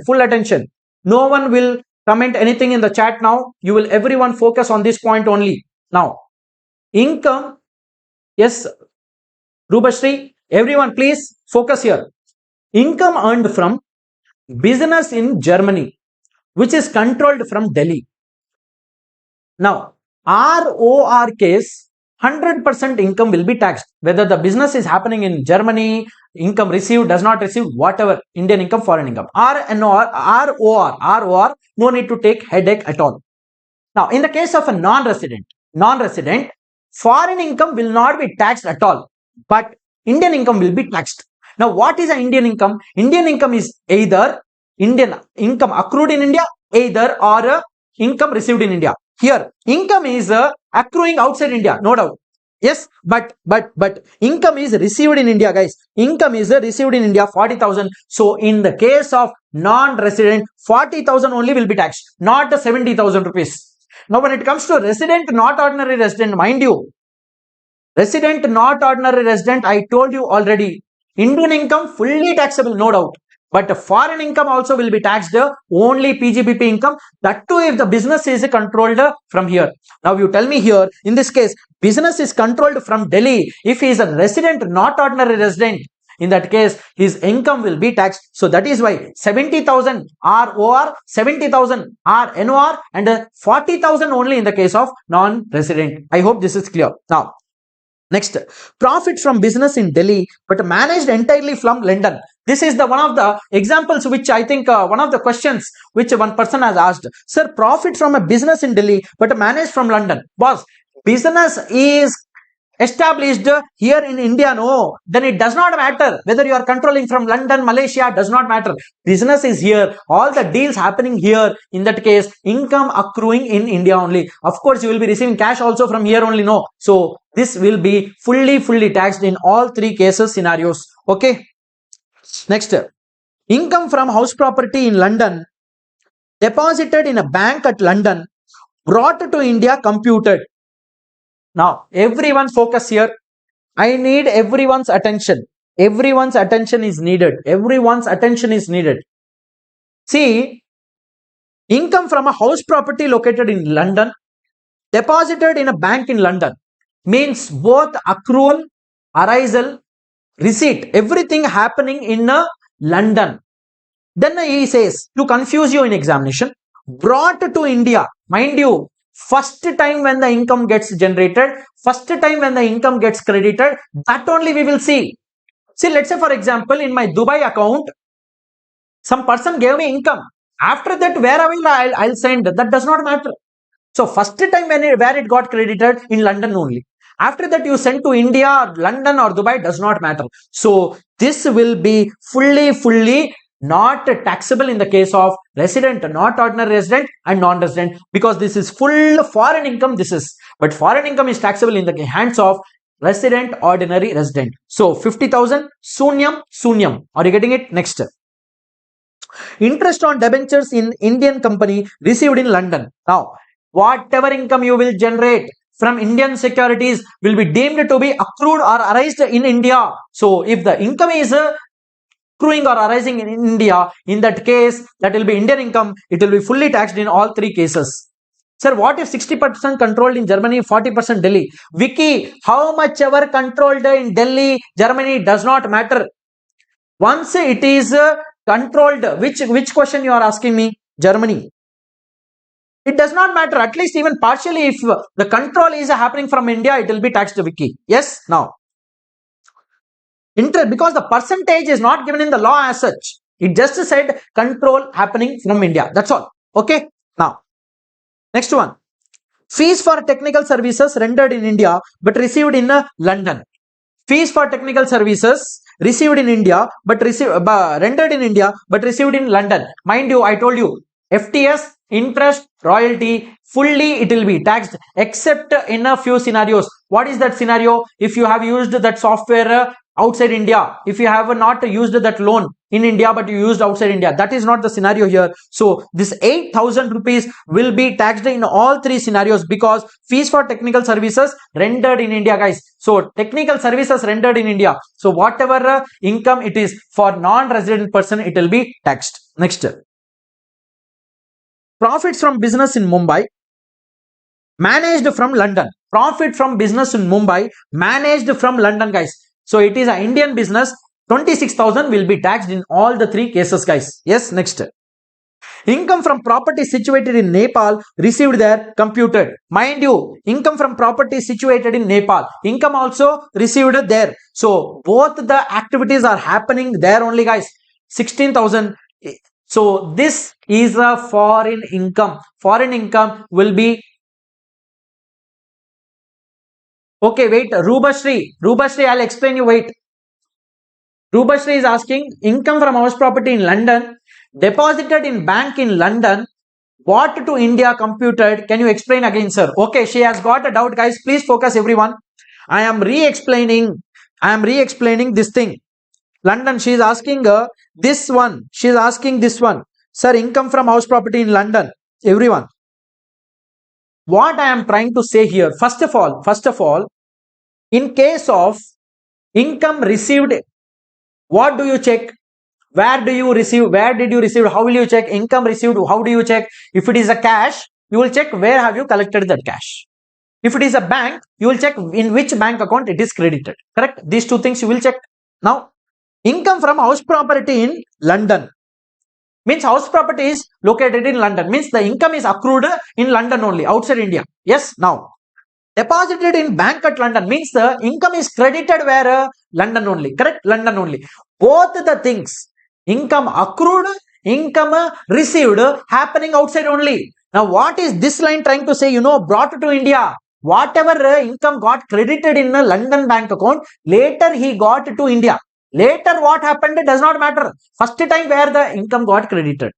So first time the income got credited in London bank account. No, still that only we will check. Further, where he utilized that amount, where he transferred that amount does not matter. Yes, so that is why this is fully foreign income. Is it clear, Rubashri? Rubashri only asked out. Yes, okay, sir. Okay. Now, past, Nepal we discussed. Past foreign untaxed income brought to India during the previous year. Now, mind you, past income means that year got closed already. Untaxed income or taxed income does not matter. You just brought it. You have not earned income now. That year, that income was income of some previous year on which you paid tax. So that was untaxed income or exempt income or taxable income does not matter. That income, had it been this current year's income, we would have thought. But this is past year's income. You did not receive income in this year. Mind you, Income Tax Act says that you are required to pay tax whatever income you earned during the previous year. Previous year means what? This year. Whatever happened in the past does not matter in this year. Not taxable. Yes. Okay. Yes. Next. Income from agriculture land in Nepal received there and then brought to India. This is also again scenario like London example. Same thing. Brought to India later. Yes. Does not matter. Agriculture land in Nepal received there. Mind you, agriculture income only in India is exempt. Outside India, fully taxabilities. So, in Nepal, you did agriculture activity. In Nepal only you received amount. That is, of course, a foreign income. No doubt. But foreign income will be taxed in ROR case. It will not be taxed in the case of. But say it's illegal money, right, sir? Vicky is saying, sir, this foreign money which I am getting without untaxed income. Boss, untaxed income means not illegal money, Vicky. The question is trying to say untaxed means it was exempt. It was not taxed. Let's say, for example, Dubai. In Dubai, are you getting it? In Dubai, there is no tax on income. So that income, if you are getting here, the two previous years income. Are you getting it? Next. Next, Nepal we got, okay. Income from profession in Kenya, which was set up in India, received there, but spent in India. Very good question this is. Everyone, I need focus.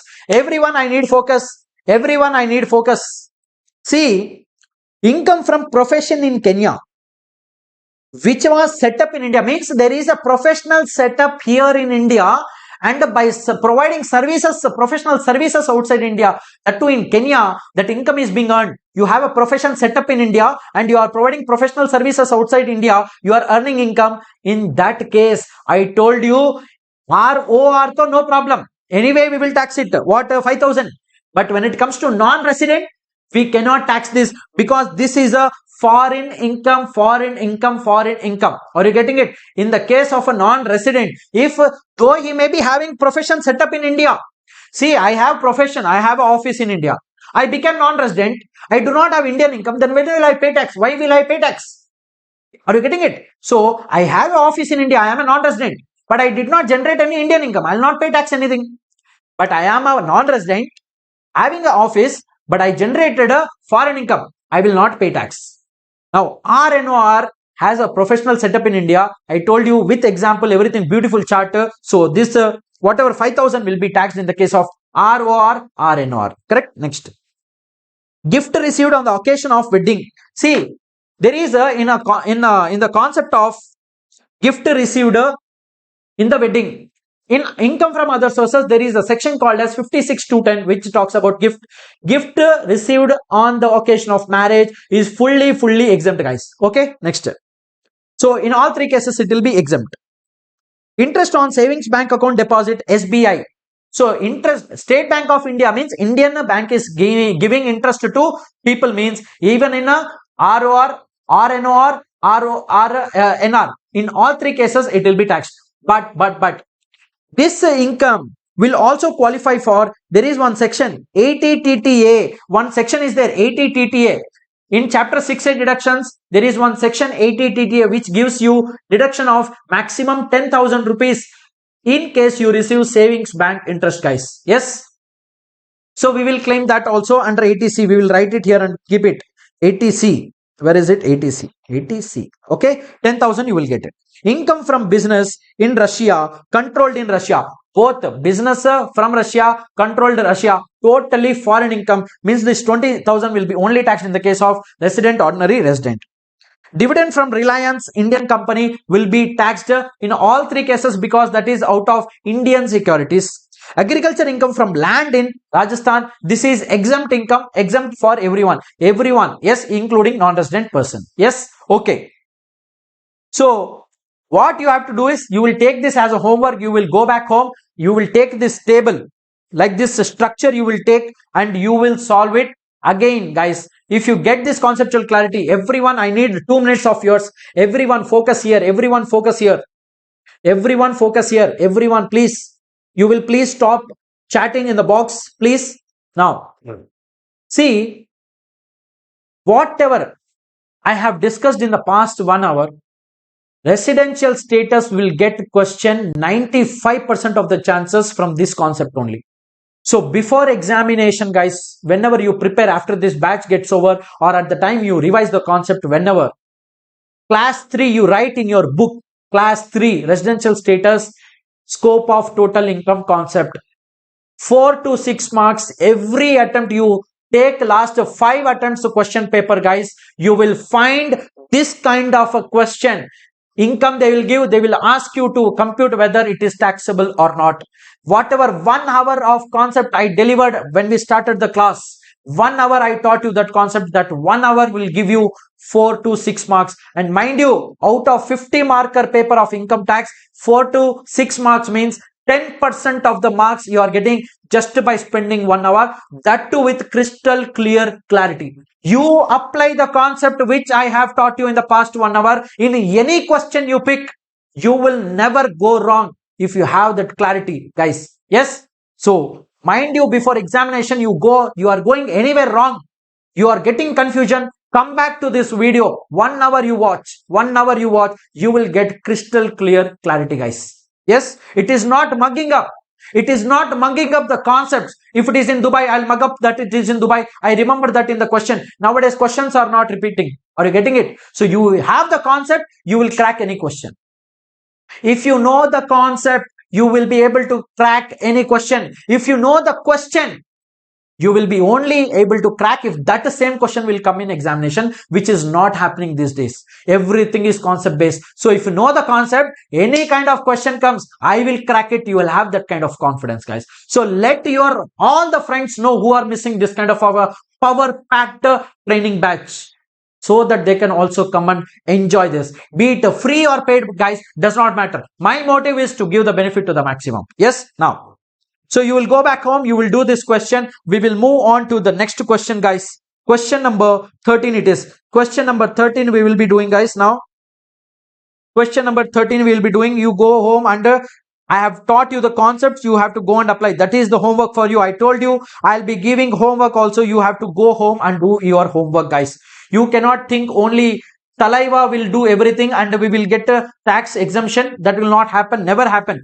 I cannot claim your exemption as a my thing. Yes, correct. Now question number 13 I am discussing, guys. Examine with reasons whether following transactions attract income tax in India in the hands of recipients. Now, mind you, you need to read the question very, very carefully. It says examine. It says examine. It is not asking you compute total income, compute tax liability, nothing. Examine means whether it is taxable or not.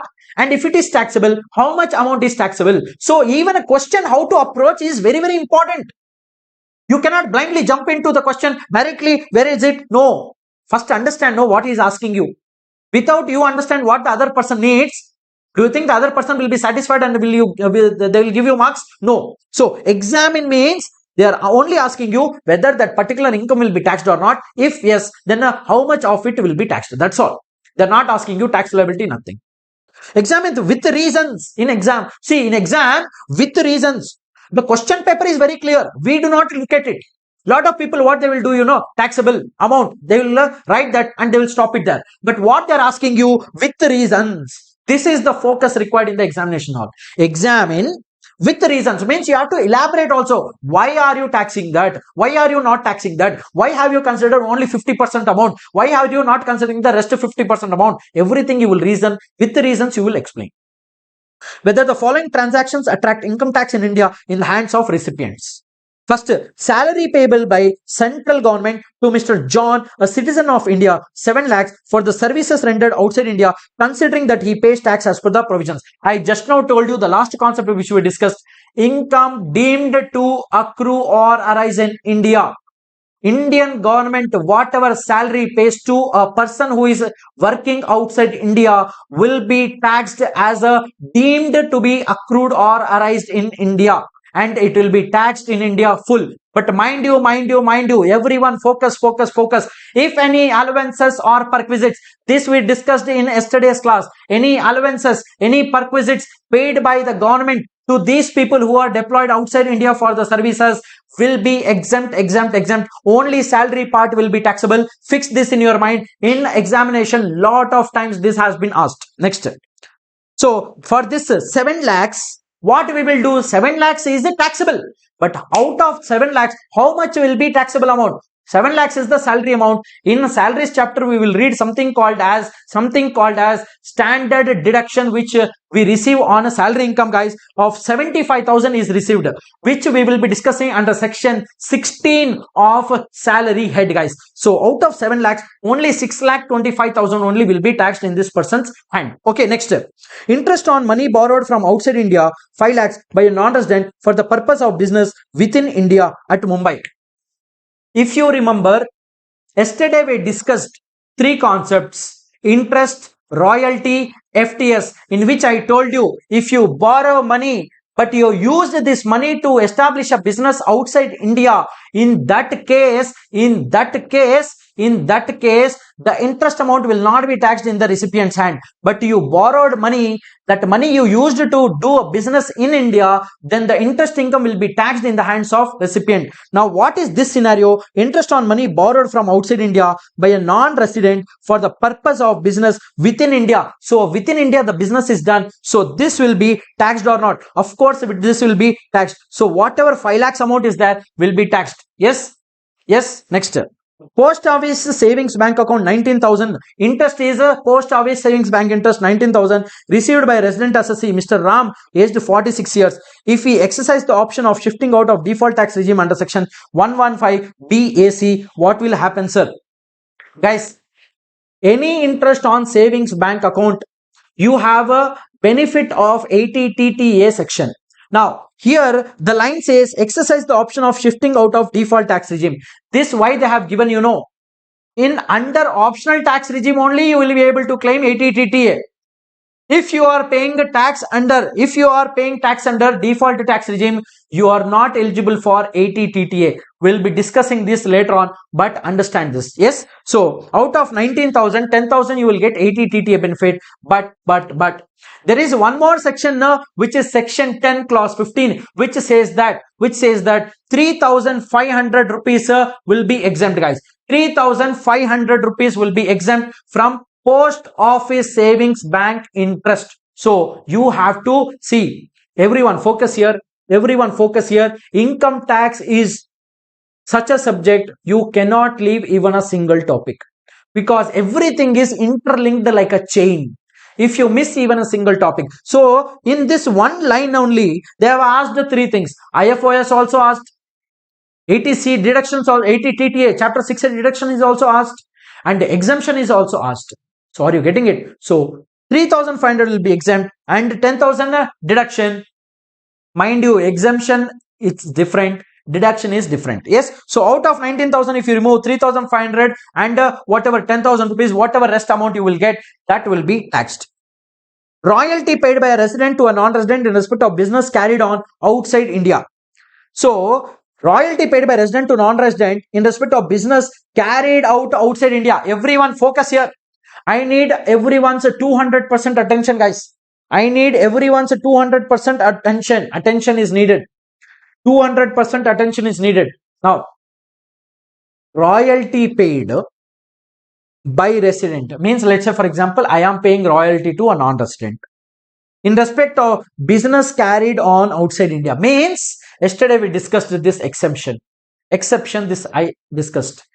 I am taking some software from outside India, from a non-resident, for which I have to pay royalty to this non-resident. This royalty I have to pay, so royalty would be income in the hands of non-resident, but we need to check whether it will be taxable income or not. If I use this royalty for my business here in India, in that case, whatever royalty he will receive by the non-resident will be taxed in his hands. Indian income it will be called. But I am receiving that software. I have not used that software here in India. I took that software somewhere outside in Dubai. I created some business. I am generating income outside India out of that royalty, what of software. But I am liable to pay royalty to the non-resident. In that case scenario, non-resident will not be required to pay tax on the royalty which he received. This is clear. Yes. So it will not be taxed.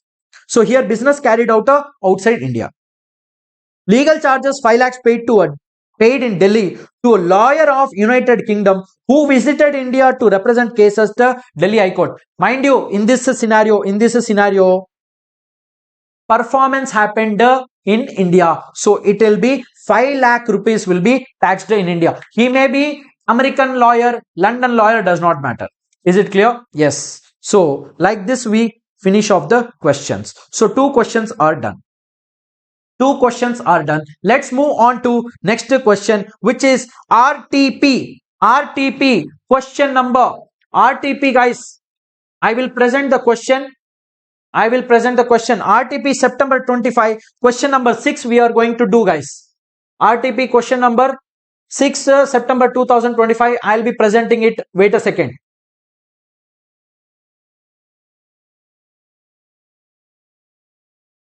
Yes.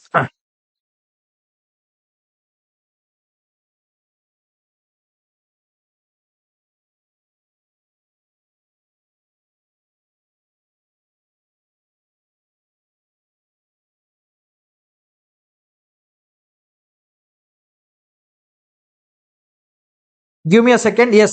Here is the question, guys. Please pay 200% attention at the time of question discussion. No need to chat anything in the live chat, guys. Full attention is required, because these are the very latest attempt RTPs and actual question papers. So you would understand what kind of difficulty ICAI is testing you on. Yes. Now, first,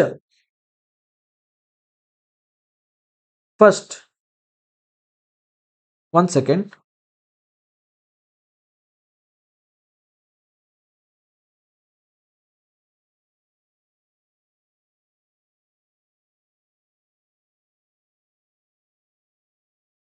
Yes.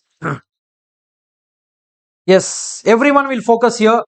Mr. Varun, I'll read the question. Mr. Varun, Indian citizen. I will be highlighting all the important parts, and this is how. I'll not again teach you how to perform in examination, separate for revisions. No. In process, you should learn, okay, how sir is doing, how he starts the question, how he understands the important points, how he finds out the tricky points. The intention of this Thalaiva training batch is not to deliver the concepts. You might have taken coaching at a lot of places, they might have delivered the same concept. The intention here is to, one, to get the more conceptual clarity. Number two, how to find out the question tricky points, how to connect the question what is asked with the relevant concept, how to understand and arrive at the right answer. These are the intention. So if you miss the intention, there is no point. Yes. So Varun is an Indian citizen engaged in consultancy business in India. He shifted to Dubai, guys. Shifted to Dubai. Very, very important. In 2019 itself, he shifted. Yes. To expand his consultancy business, means overseas. Means everyone focus. What is the first statement trying to say? Mr. Varun, there was an Indian citizen, Varun, who is having a consultancy business here in India. Till 2019, he was in India only. After that, he shifted to Dubai to expand.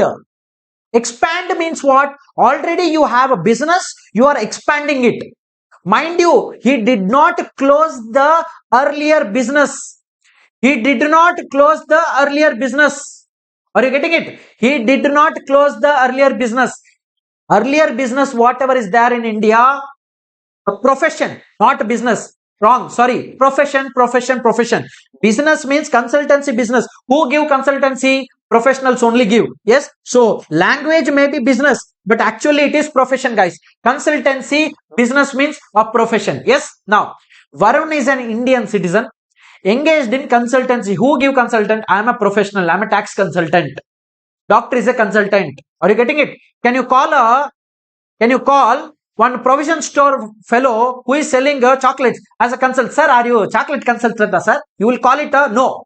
Who is a professional? For them only you call them as a consultant. So consultancy business is for the language they are used, but it is actually profession. Are you getting it? So engaged in the consultancy business in India, shifted to Dubai in 2019 to expand his consultancy business in Dubai overseas. So he has an office, a professional office in India. He is expanding, means there also he is getting some clients. He is doing some consultancy and he is earning income. He visits India every year he visits India to supervise, not to surprise their employees, to supervise the officer in Delhi. Are you getting it? So in Delhi he has, means this line is also trying to tell you, no, that office is already existing. It is still there. It is not closed. His stay in India for the current as well as past years is like this.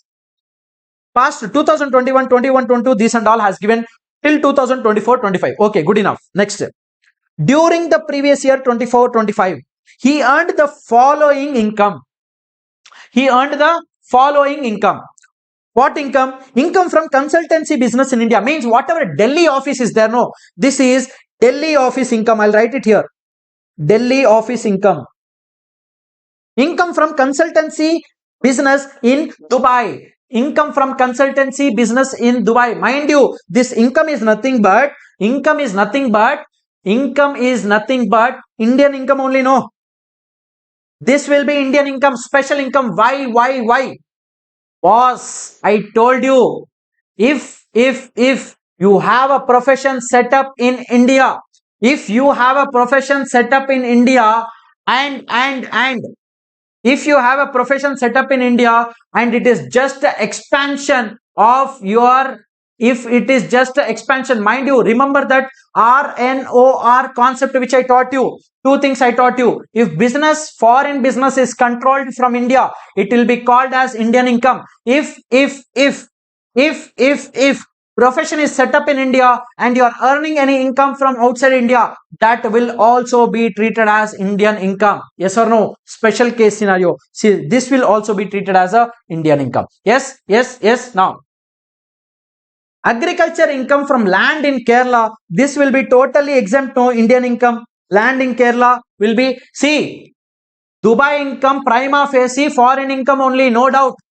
But it is becoming Indian income because the professional consultancy is happening as an expansion of the current business which is there in India. So the foreign Dubai business is just the extension of the existing Indian Delhi business. I hope you understand. Dividend from Indian company received in Dubai. Dividend from Indian company, if it is received in Dubai, guys, if it is received in Dubai, it will be Indian income only. It will be taxed.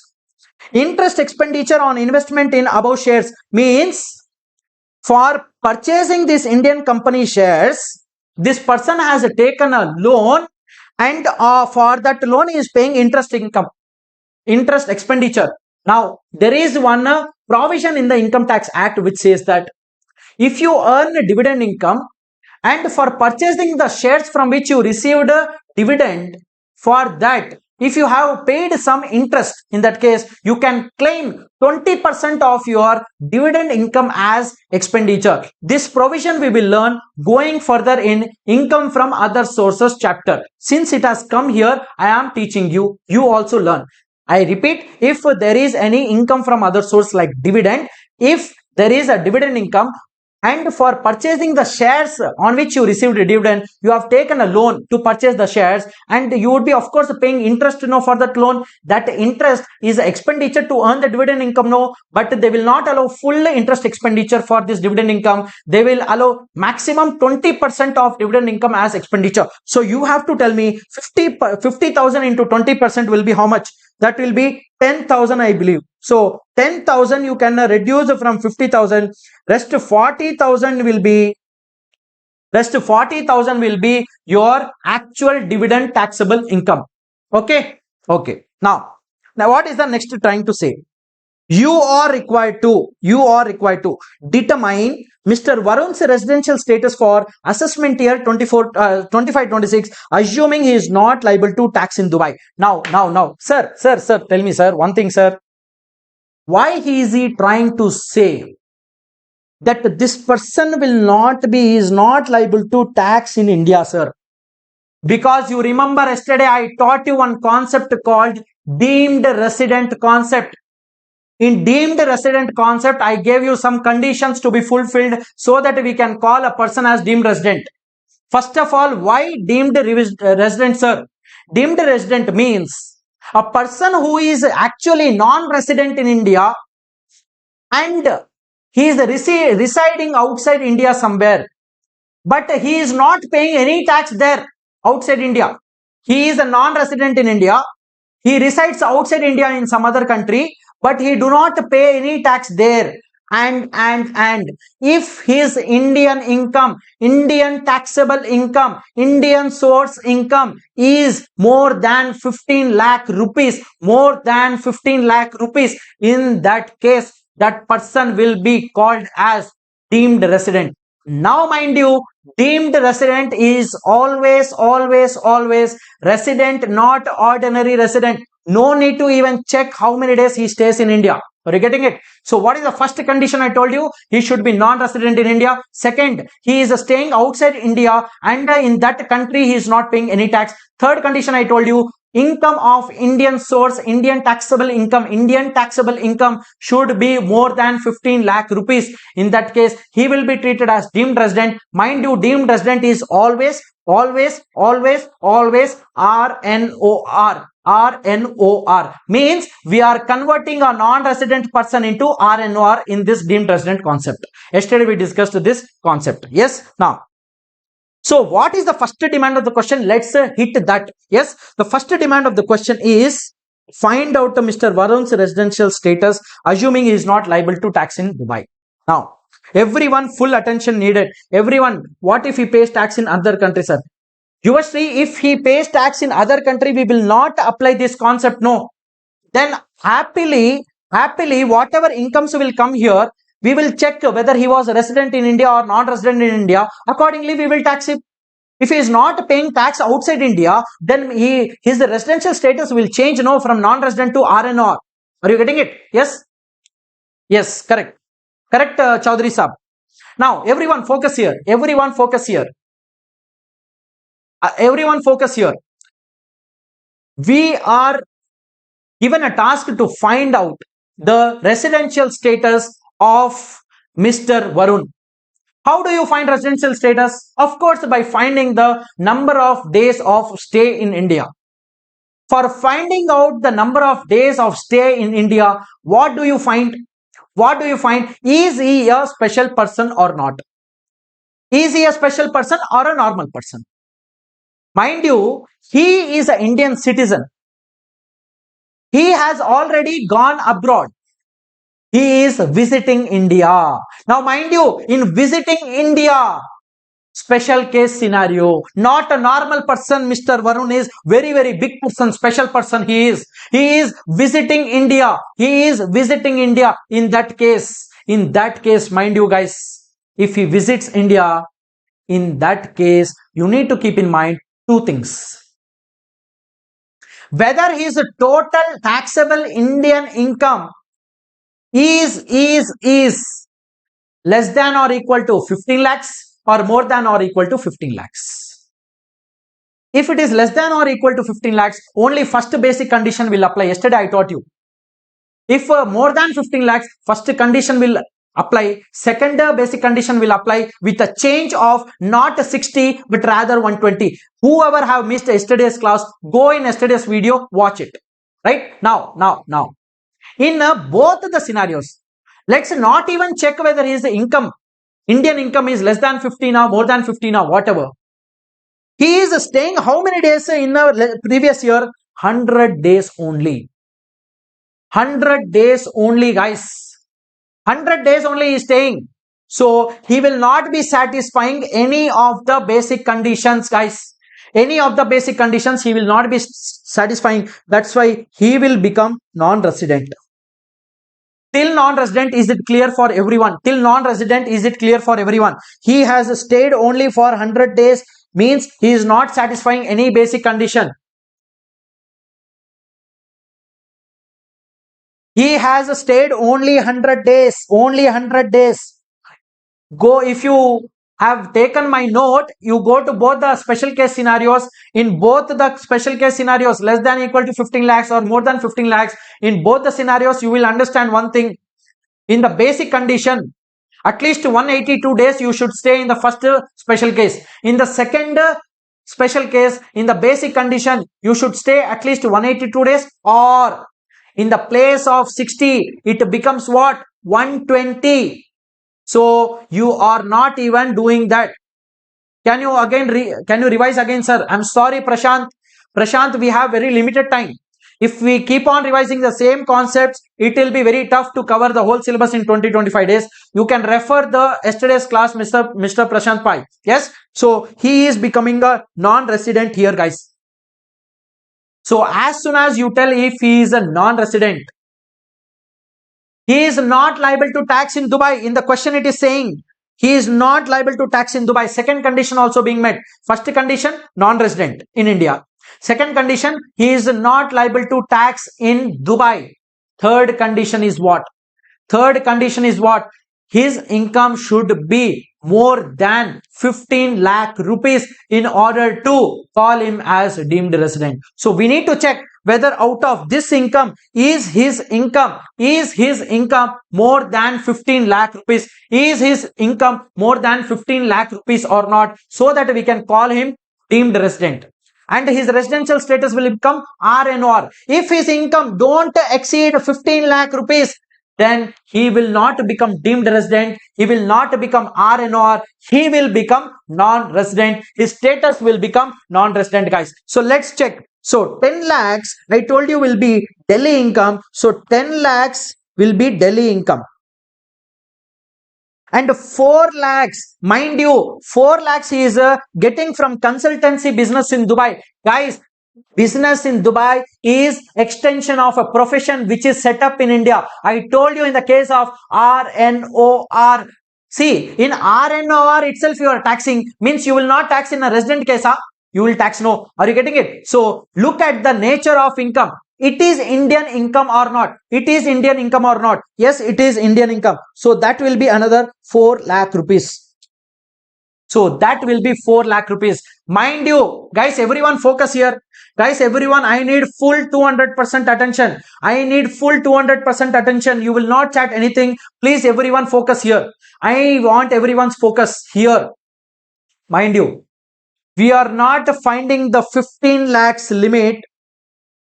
We are not focus on the words which I am using, guys. I am taking so much of effort because I expect, I can feel the pain of lot of students, guys. Many students have pinged me on WhatsApp, called me after I started my session. Hundreds of students have pinged me, sir, please make me clear this examination.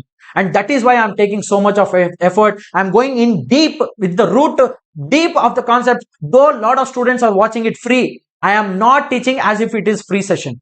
Are you getting it? Please take the full benefit of this power pack session, guys.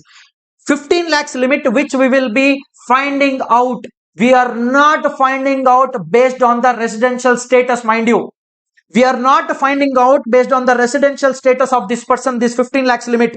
We are finding it out on the based on whether this particular income is Indian source income or not. Because you go and refer the concept which I told you. I told you that you need to refer whether this person has Indian sourced taxable income more than 15 lakhs or not. So you will not say, sir, he is not resident. No, sir. So why are we taxing this 10 lakhs which is there in the, no, you will not apply like that. Are you getting it? Yes. So 4 lakhs from Dubai business, which is extension. 70,000, which is Kerala agriculture income, is exempt. Dubai dividend from Indian company, I told you 40,000 we will take. So 40,000 if I take, that will be 14 lakh 40,000. Guys, everyone, 14 lakh 40,000 means, did this person satisfy all the conditions for deemed resident? No.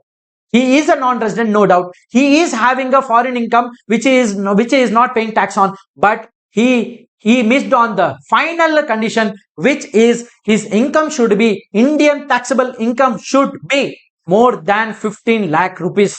That got missed, and his residential status will stay as non-resident only. No need to even check. No need to even check whether he is RNO or whatever. So his residential status, the first question answer will be residential status of Mr. Varun is non-resident.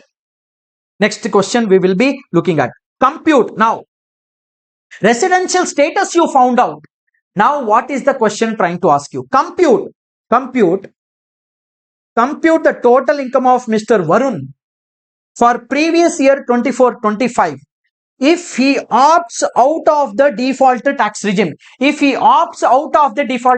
now, in the question 2, you have to link this question 1 with the question 2. Means the question 2 is saying, okay, first to find out what is his residential status.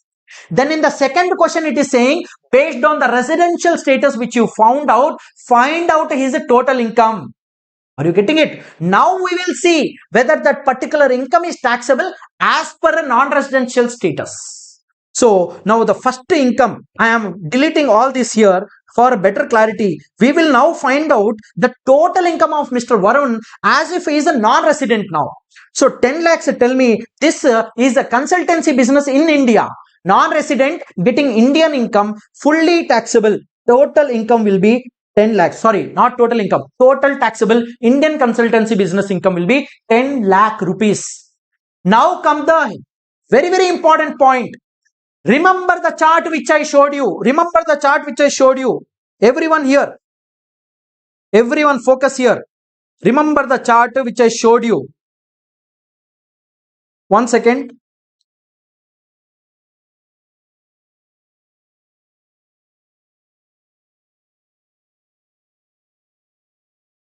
One second, guys. Remember the chart which I showed you, guys. Yes, this one. Remember this chart.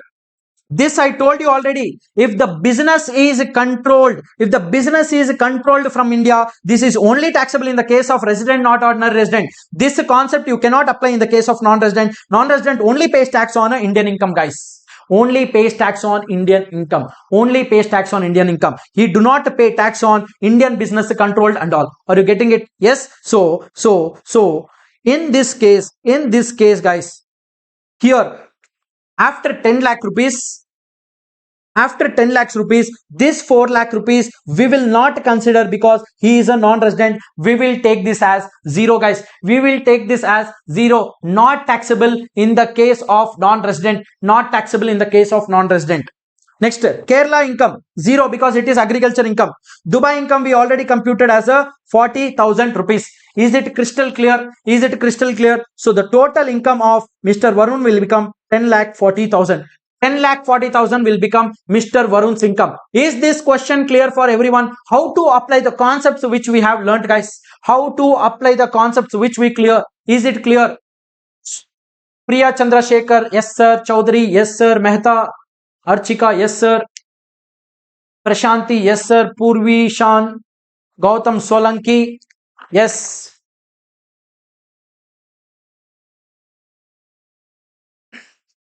Yes, only Indian income taxable, Chaudhary sahab. But mind you, Dubai consultancy business income is actually foreign income, but it will be treated as Indian income only in the hands of resident, not ordinary resident person, and the resident, ordinary resident person. In the hands of non-resident, we will not treat it.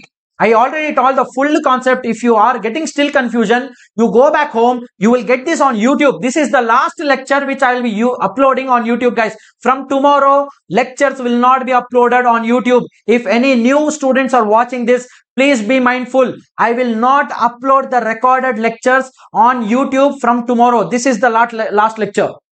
This must be last day revision question. No. Cause of accrued demand, accrued. Okay, whatever doubt you have, you can get clarified later. Now we will go to the next question, guys, which is, so we are done with this question. Wait a second. We are done with RTP September 25 question number 6. Yes, look at the level of question. What kind of a level it is? Yes. What about that interest expenditure? We have taken Priya Chandrasekhar. We have given the 10,000 expenditure. So 50,000 minus 10,000, 40,000 you have got it, no? We have taken 10 lakh 40 only here. Mr. Chandrasekhar, 1040 only we have taken, don't worry. Okay. 20% of that dividend income is allowed. No sir, I want to say that this Dubai income deemed to be accrued in and of R, but NOR. What are you trying to say? Okay, whatever. Sir, whatever doubts you have, I have taught it with writing everything in the video. You go back home and watch it. You will get the clarity. We will not waste the time here itself. Yes? Okay, sir, understood. Priya Chandrasekhar says, yes, sir, understood. Okay, good. Good if you understood. Next. Previous year question we will be doing September 2025. Question number 2A we will be doing. Previous year question September 25. September 25. Previous year question. Question number 2A we will be solving.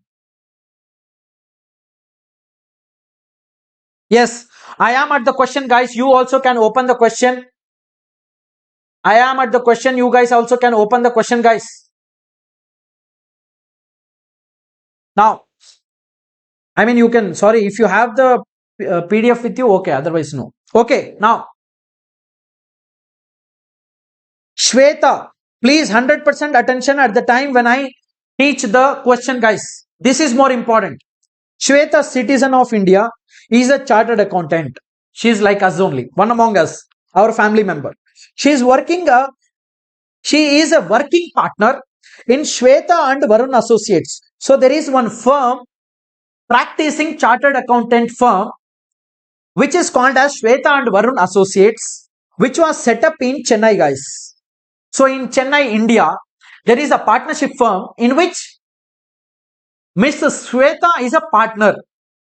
She visits Foreign country A. Country A. Country A means country name is A. Are you getting it? Country A, quite often. Quite often means she keep on going every now and then.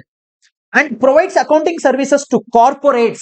She has a lot of knowledge, no? Chartered accountant, lot of accounting knowledge is there. She is not understanding where to utilize. He is utilizing full in his Indian firm, but still so much of knowledge is there. Somewhere we should utilize, no? Otherwise, this memory will blast. So we should utilize by throwing the memory out. Yes. So she is going abroad also to utilize this memory. So she visits a foreign country A quite often and provides accounting services to corporates there in her individual capacity. Sir, what is this, sir? You are repeating like a tape record is stuck. When a tape record gets stuck, it repeats the same thing. Like that you are repeating, sir. Your voice got stuck, sir. No. This is very, very important point, and that is why I got stuck here. This way you remember in examination. Okay. Okay. Once this question gets over, I'll give you one beautiful one lesson learning I'll give you. Okay. Wait. See, what is individual capacity, you know? Shweta is going and providing consultancy services abroad, not on behalf of Varun and Shweta Associates partnership firm. She is providing services, individual capacity means whenever she goes to country A, let's say for example, we will imagine it as America. Let's say for example, she goes to country A, which is America. Whenever she goes and meets the client, everyone, I need 200% attention. This is a very latest attempt, September 25 question. Like this, they ask you question. If you don't give the full 100% attention, then how will you solve it? Yes, now. Whenever she will go to USA to meet the client, she will not introduce herself. Sir, I am partner from Shweta and Varun Associates, sir. No, she will not tell like that. What she will tell, you know, to the client? I am a chartered accountant from India. I have so much of memory from accounting services. I want to give you that accounting memory. So you give me some money. I want to give you accounting services. She will tell, I am only here to provide you service. I do not have any connection with that Indian firm, mind you. I am not sent from my Indian partnership firm. Means she is doing this on her own. Means whatever income she will earn, no. That accounting services, whatever she will give, whatever money she will receive, that professional services will not be forming part of income of partnership firm in India, mind you. That will be her personal professional income. Means that income will not form part of the partnership firm's books of accounts. Means this professional services is not extension of the existing business which is there in India, guys. In country A, she is not subject to tax. Oh, again, she is not subject to any income tax. Means let's imagine she has gone to Dubai only. Welcome to Dubai. BB. Yes, like this. So in country A, she is not subject to any income tax. Sir, only Dubai is, sir, in the world? No, there are lot of countries. Mauritius, Cayman Islands. These are some countries where Vijay Mallya and all, Nirav Modi and all take a bag full of money. They will just flow away. Yes. Now, the details of her income for the financial year 24-25 is as follows. So, mind you, this small paragraph itself has so much complicated information in your, they will feed you in your mind. In examination, the moment you look at the question, you will get the shocks, vibrations, you will get, oh, what is this question? Sometimes she goes to Dubai in her personal capacity and all. Yes, so let's learn this. Remuneration from her CA firm in India. Means the firm which is there in India, from there, of course, she will get remuneration, no? Amount received in India, 16 lakhs, deductible while computing the income of the firm. Sir, why this dialogue in brackets, sir? Because there is one provision called 40B, 40 in brackets B in the PGBP chapter, which says that I will give deduction of a salary for a partnership firm to some extent, and with that limit, if it is there, in that case, guys, this 16 lakhs will be fully taxable in the hands of computed while taxing. No. So deduction is allowed to the firm means this is remuneration will be taxed in the hands of this lady. So whatever remuneration it got, this should be taxable income. Is it Indian income or not? Yes, it is Indian taxable income. It is Indian taxable income. Next, income received from providing accounting services in country A. Now, mind you, she went no to Dubai. She provided accounting services. She got income from there. Received in bank account in country A. Very, very smart she is. Very, very smart she is. Now, tell me, guys, services performed outside India. Services performed outside India. Received money outside India. Just now I taught you concept. Both happening outside India. Then she is not liable to pay tax on this if she will become a non-resident. Means this income will become what? This income will become foreign income. This income will become foreign income. This income will become foreign income. You cannot say, sir, this is extension of the firm. No, like previous question we solved. No, because she is providing the services on individual capacity. She has no link with the firm at the time of providing this service. What a beautiful question. What a beautiful question. My mind is blown away. Yes, next. This is foreign income, guys. Mind you, earlier income, Indian income. This foreign income. Yes. Dividend from companies incorporated in country A. In country A means in Dubai there is a company which is giving dividend, and received in bank account in country A means when she went there, when she got that Dubai consultancy services income, she saw one beautiful, very, very amazing profit makeable company. So she invested there only in shares of that company, and she gave bank account details of that Dubai bank account only. So she received a dividend from that. Now, mind you, here also there is no link in India. This will also be called as foreign income, mind you. This is also called as foreign income. It is not Indian income. No Indian link. No Indian link. Because income accrued outside India, income received outside India. Income from business in country A, which was set up in country A, means business is there. For her business also there. Amma, how much money she got from consultancy? But he is controlled from Chennai. He is controlled from Chennai. He is controlled from Chennai. Mind you, if a business is set up outside India, if there is any Indian control, we will treat it as Indian income. We will treat it as Indian income for the purpose of computation of the limit. This will be an Indian income, mind you, guys. This will be Indian income, mind you, guys, for the purpose of calculating the limit. Is it clear? Is it clear? Yes. Now this will be Indian income. So we have two Indian incomes. We have two foreign incomes here. Now, what is the question asking? Ascertain her residential status. Briefly explaining relevant provisions means you have to apply. You have to also explain along with the tax liability of income, taxability of income. Only taxability, not tax liability. Only taxability. Whether it will be taxed or not. If it is taxed, how much will be taxed? Yes. For the assessment year 25-26, in the following independent situations, means there is no link between this question, this question, this question.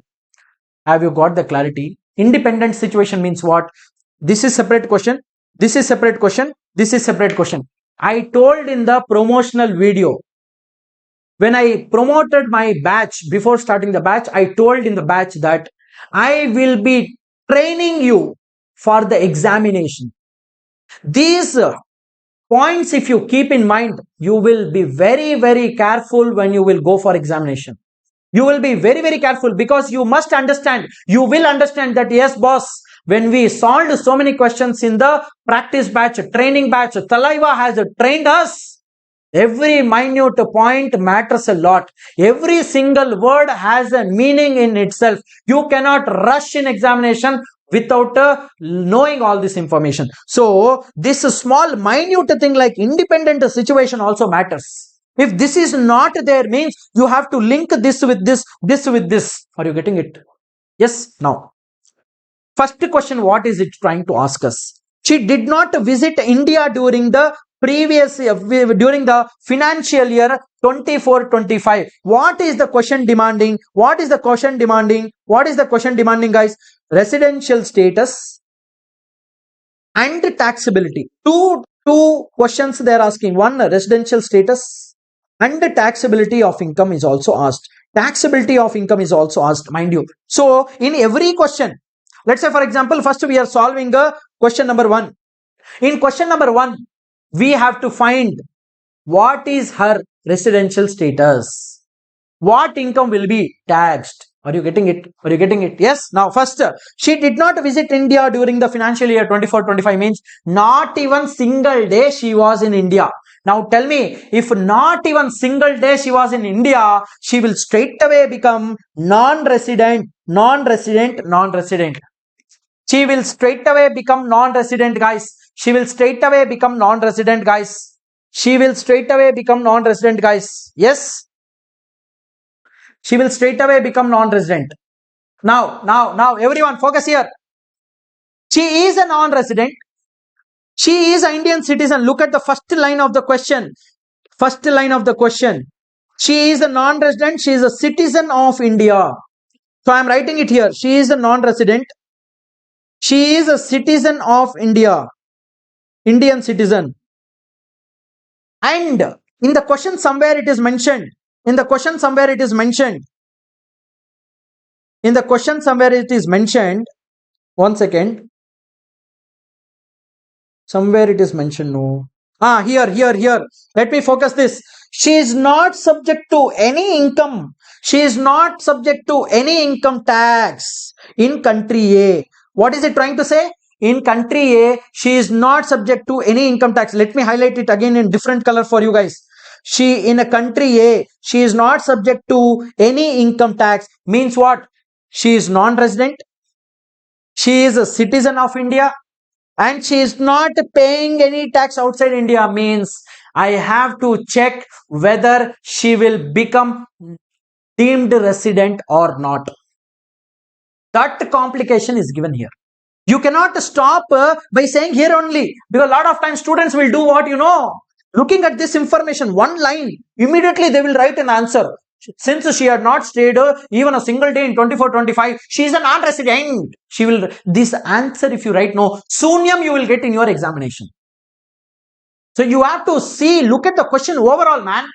So here, non-resident, we have to check whether this non-resident, can we call him as deemed resident or not by checking all the conditions. Now only one condition left out is if the total Indian sourced income, if it will exceed 15 lakh rupees, Indian sourced income, if it will exceed 15 lakh rupees, guys, only then we will call this person as a deemed resident, because other 3 conditions are met, mind you. She is a non-resident, she is a citizen India, she is not paying tax. 3 conditions are met. Let's check the 4th condition.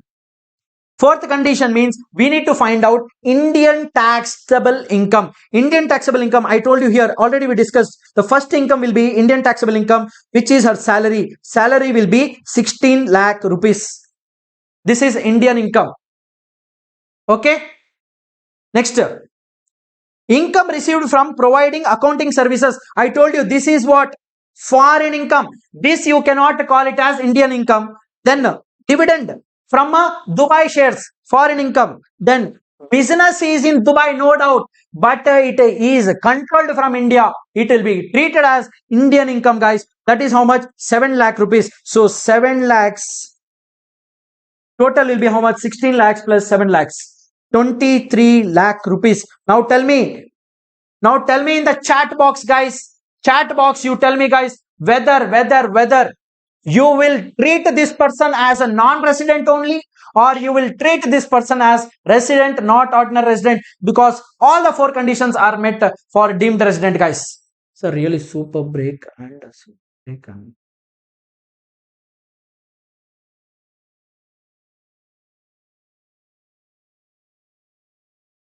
Yes. He is a deemed resident. Yes. Everyone got it right.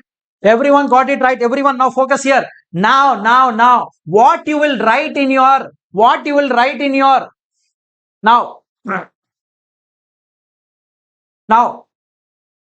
In the answer, what you will write, everyone, now you can stop. Now you can stop chatting, guys. Now everyone focus. Now what you will write, in the answer, you will write 2 things, because first question has 2 demands. Number 1, what is the residential status? Number 2, what will be the taxability of income? Means you have to tell which income is taxable, how much income is taxable, you have to tell. Are you getting it? Are you getting it? Yes. So residential status we arrived at. For this you will write answer resident, not ordinary resident, because he is a deemed resident. You will explain everything. First you will explain that he is a non-resident. As per first line, if I was a student, how will I write? I'll explain you. First I will have a heading. Computation of or assessment of residential status of, what is her name? Shweta. Assessment of residential status of Mrs. Shweta for assessment year 25-26. Everyone please focus. How, if I have been student, how I scored 78 in my CA final direct tax paper, I'll tell you. I will write first a heading, answer for question number 2 in bracket A. Below that 1 in Roman, because this is my first answer. 1 in Roman I will write. For that I will write assessment of residential status of Shweta, underline. As it is given in the question that Mrs. Shweta has not stayed even a single day, or she has not visited India during the financial year 24-25. Her stay during the financial year 24-25 is 0 days. As she has stayed for only 0 days, she will become non-resident. Then you will write next line. Her income, she is an Indian citizen staying abroad, visiting India, and she is a non-resident staying in abroad in a country where she is not paying any tax.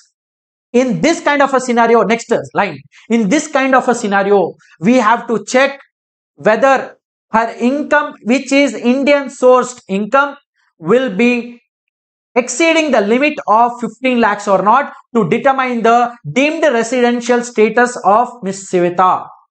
Below that, computation of total income, total Indian income for financial year 24-25. I'll write the details in table. First line, I'll write whatever service, whether it is taxable or not. Amount, if I'll write taxable means I'll write amount in the next column. In bracket I'll write the reason also, why I am taxing this, and below that line only I'll write. Likewise the second point, first I'll write the nature of income, in bracket I'll write the reason why I am putting that amount there, or why I am putting 0 there. Likewise I'll present. Then I will tell, as it is seen that the Indian taxable income of Ms. Shweta is not exceeding 15 lakh rupees, she is not satisfying the condition for deemed residential status. Therefore, her residential status will be non-resident. Or if, let's say for example, her income exceeds 15 lakh rupees, in that case I'll write, as we can see in the above case, Mrs. Shweta's Indian taxable income has exceeded 15 lakh rupees, then in that case, she is satisfying the conditions for deemed resident. Therefore, her residential status by default will be resident, not ordinary resident. This is how I will present.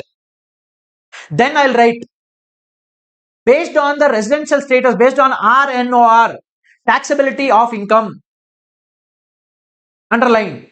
Now, resident, not ordinary resident means you have to first check remuneration from a CA firm, it will be taxed. Resident, not ordinary resident, Indian income will be taxable. Then foreign income, Indian income received from providing in Dubai, and received in Dubai only. Now mind you, Dubai, provision of service also Dubai, amount also received Dubai. Foreign income will not be taxed though she is resident, not ordinary resident. Are you getting it? It will not be taxed. Why? Because it is a foreign income. Mind you, foreign income will be taxed in the hands of resident, not ordinary resident, only if in 2 conditions. Business controlled from India, profession is set up in India, and the professional income is just an extension of the Indian professional setup. But in this case scenario, in the question, it is clearly mentioned. It is in independent capacity. She has got individual capacity. She has got this income. So foreign income, I will not tax that also. Dividend income, purely foreign income, that will also I will not tax because she is RNR. But when it comes to which is a business which is there in Dubai but controlled from India, means it is a Indian income. So I will tax the same 23 lakh rupees. Okay. Sir, exactly when we have to check for the special cases. See, it all depends. You have to look at the facts, Yuvashri. Like we have a broken in the question. The moment you see, you have to, it is like a puzzle, Yuvashri. It is like a puzzle actually, because nowhere in the question it will be mentioned. He is a special case person. No. How will you find out? I told you yesterday only, special case means how will you find out? Either person going outside India for employment, either a person going as a crew member, either a person visiting India, staying abroad. These are the few factors you will keep in mind to exactly hit at, okay, it is a special case. Or in the question, the moment you see, he is not taxed anywhere in the foreign country, it will automatically click, no, we have solved this question in the practice session, like that. Is it clear, Yuvashri? So the moment you see he is not in the question, if the line is used, the person is not taxed outside India, it should click in your mind that we need to find out whether this person is a deemed resident or not. Yes, Yuvashri. So in this case, guys, the total income also will be 23 lakhs only. This will not change, guys. This will not change, guys. Because we have just now understood how in case of R and R this will be taxed. Now, next scenario, I am deleting all these things because it is creating confusion. We are deleting all these things. Now, it will have a better clarity now. Yes, this one we have done, guys. For this, answer is NR 23 lakhs. Okay, now she visits and stays in India for 200 days every year since a 12 preceding previous year, including 24-25. We need to find two things. Number one, residential status. Number two, total taxable income in India. Yes, number one, residential status. So 200 days she is staying every year, including current year. Don't connect this question with this question, guys. Please, for God's sake, don't think that in this previous year 0 days, earlier days 200 days. No. Second question is separate, because in the question itself they are saying independent situation. So 200 days in this current year also she has stayed.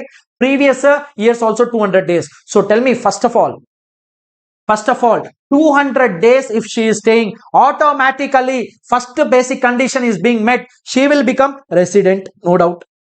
Automatically resident she will become. Now. Prashant is asking, sir, first question, she is treated as deemed resident, right? Yes, deemed resident. We have discussed so far, no, Prashant. First question is not a non-resident. Okay, I have written here wrong. Okay, no problem. Okay, my mistake only. This is resident, not ordinary resident. Okay, is it clear? So I got confused. Okay, now she visits and stays in India for 200 days every year. So in this year 200 days means first basic condition met. No need to check the second basic conditions now. Then we will go to additional conditions. Additional condition number 1 says 2 out of 10 previous years you should have been resident. If she has been staying for 200 days in the past 12 years, then she is meeting the first additional condition is met. But let's look at the second additional condition. Out of the 7 preceding previous years, whether she is staying 730 days or not, 200 into 7 years, if I do 1400 will become, means she is satisfying normal condition, which is basic condition. She is satisfying additional condition 1. She is satisfying additional condition number 2 also. Are you getting it? So she will become resident and ordinary resident. In this case, she will become resident ordinary resident, guys. She will become resident ordinary resident in the second scenario. Yes. Now, what about taxability, sir? Because taxability is also has to be written, no. So remuneration, from here only I'll write, boss, about the taxability. I'll write it here. Remuneration. Tell me, if a resident and ordinary resident, global income will be taxed. Nothing will be left out. So 16 lakhs fully taxable. This professional consultants is Dubai paid, Dubai received, whatever it is, 5 lakhs fully taxable. Then 8 lakhs dividend from Dubai taxable, resident ordinary person taxable. Then 7 lakhs from business which is controlled from India, 7 lakhs. What will be the total, guys? I am getting 36 lakh rupees. I am getting 36 lakh rupees as taxable income. You should also get the same thing, because resident and ordinary resident case, this is resident and ordinary resident case, this is, yes. And accordingly, the structure which I told you to present the answer in the first question, exactly same structure you will use here also. Now we will proceed to the last limb of the question, and we will understand what is this question I am trying to ask you guys. Yes, now she did not visit India during the previous year 24-25. Again he is changing the question. And her income from profession in India is 4 lakhs for the financial year 24-25 instead of 16 lakhs. Means he is trying to say that this case is exactly the same like case number 1. I repeat, it is exactly the case like case number 1. But the income will be 4 lakhs instead of 16 lakhs. Means I'll remove all these things for not having, wait a second, I'll just remove these things so that there is no confusion.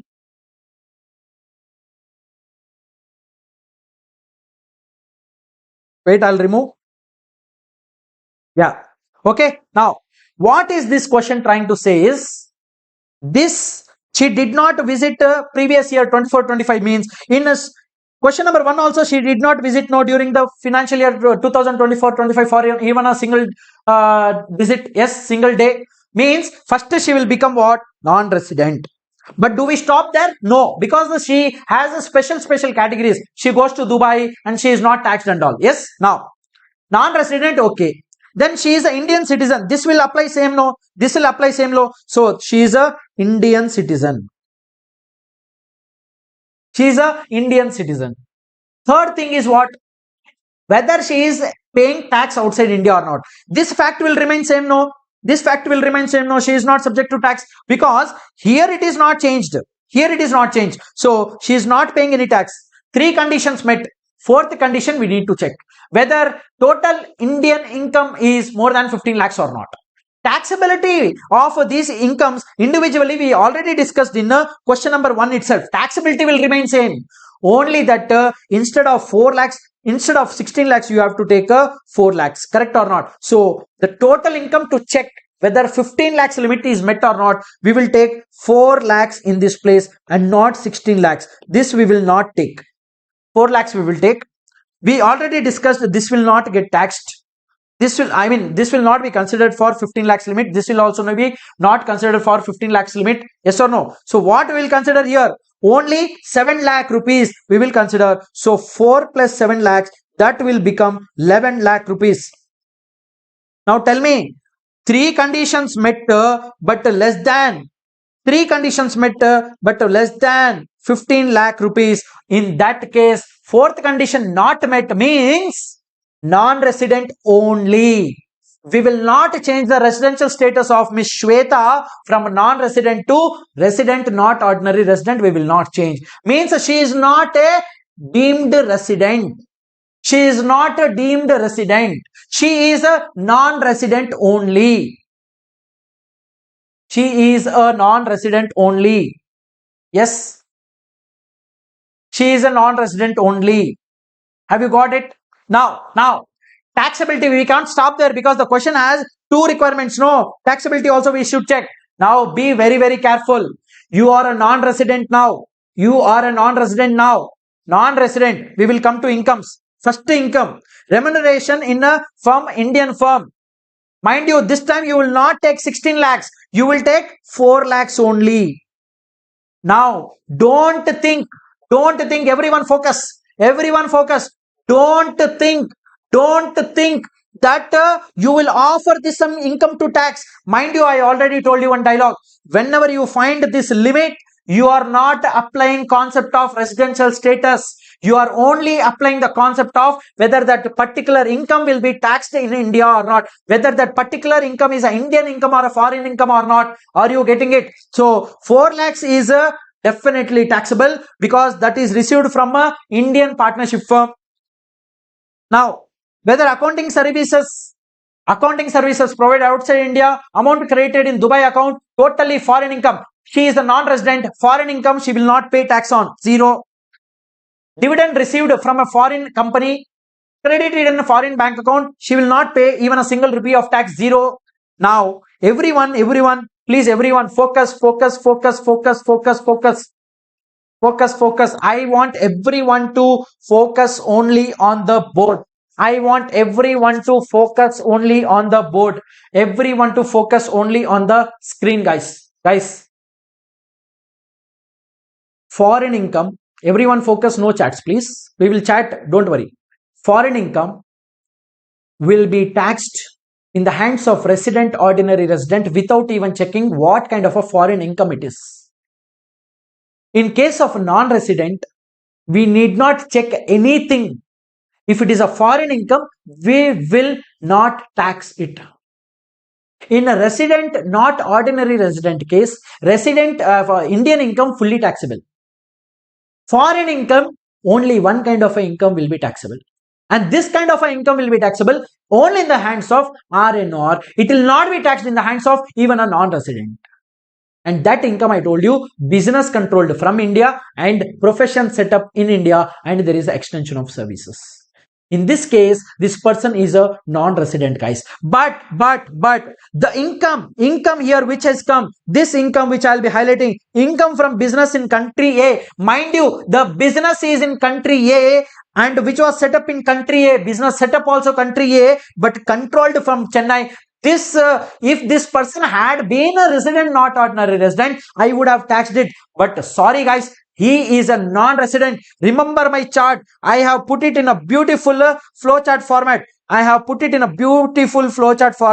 See this. I told you this one you see only in the case of resident, not ordinary resident. In the case of non-resident, you see only this goes here. This does not come here.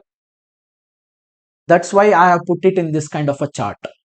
So this person is a non-resident.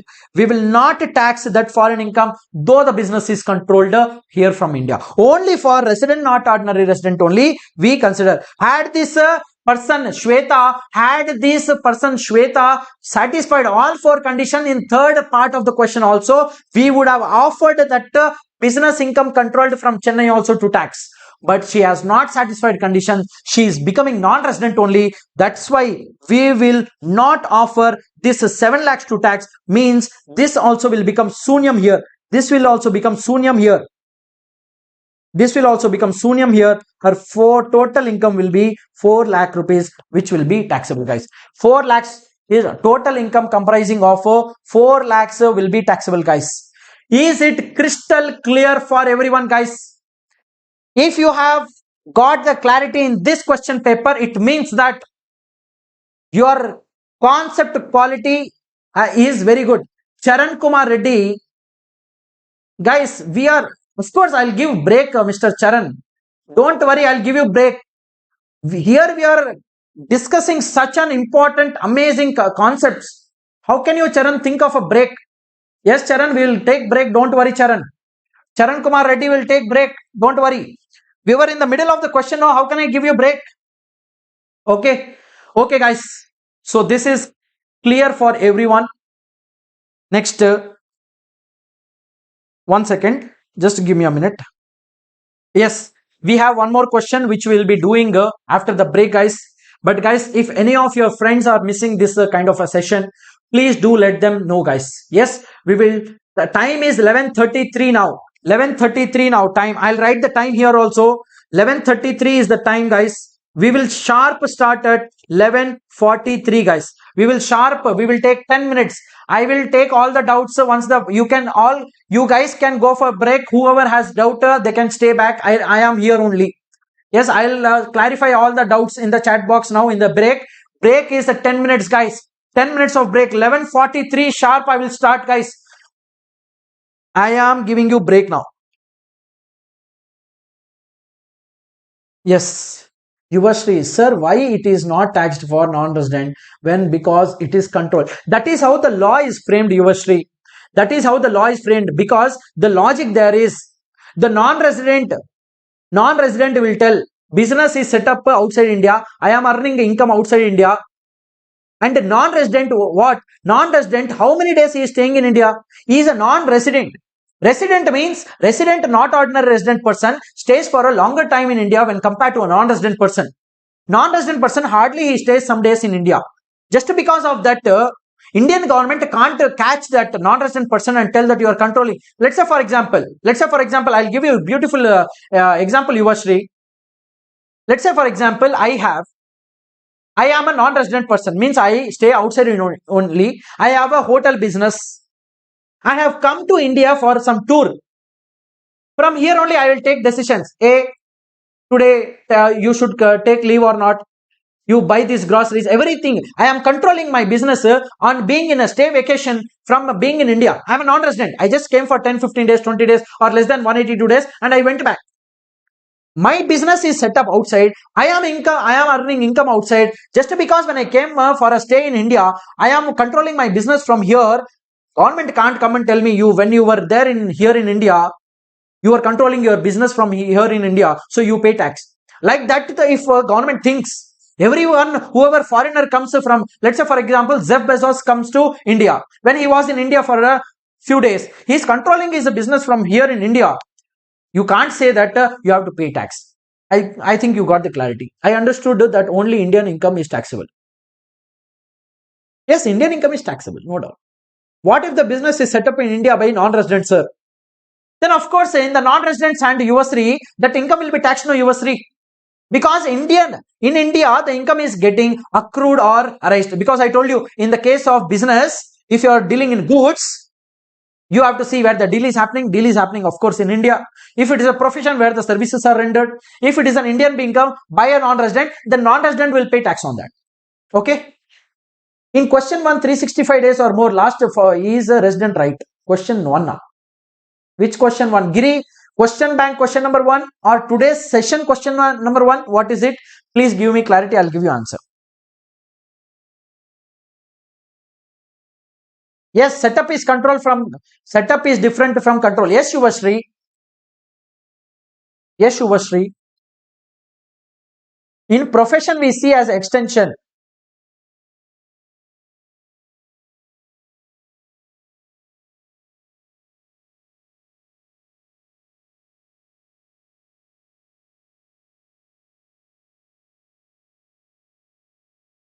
Question bank question, Giri says. Okay, question bank question. Question number 1. Question bank. Okay, Yuvashri. Thank you. Question bank question. Question number 1 you are asking. Okay. Mr. Anand is an Indian citizen. Are you referring to this question, Mr. Giri? Mr. Anand is an Indian citizen. Are you referring to this question? Tomorrow, which topic, sir? Not tomorrow. Now, as soon as the break will happen, Prashant, we have only one question now to discuss for residential status. Immediately, we'll start salaries. Immediately, we'll start salaries, guys. Giri says no, sir. Giri, tell me exactly which question. I'll open the question bank. You have to tell me, okay? Okay, residential status.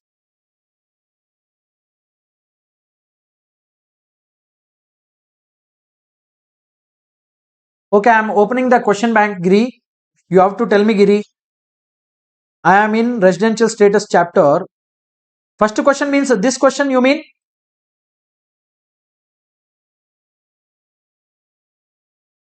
Which is the first question?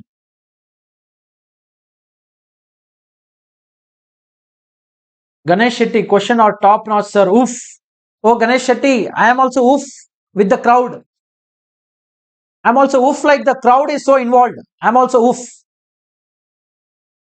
Giri, no, sir. Okay. Then I solved which question? Wait, let me check today what all questions we solved. Question bank 8 only we solved. No, question bank number 8. Which one are you referring? Okay, are you referring to this one? You tell me. Are you referring to this one?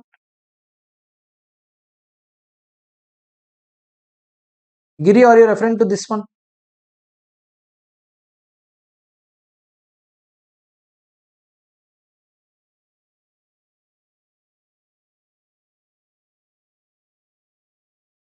Giri, you do one thing. You copy the first line.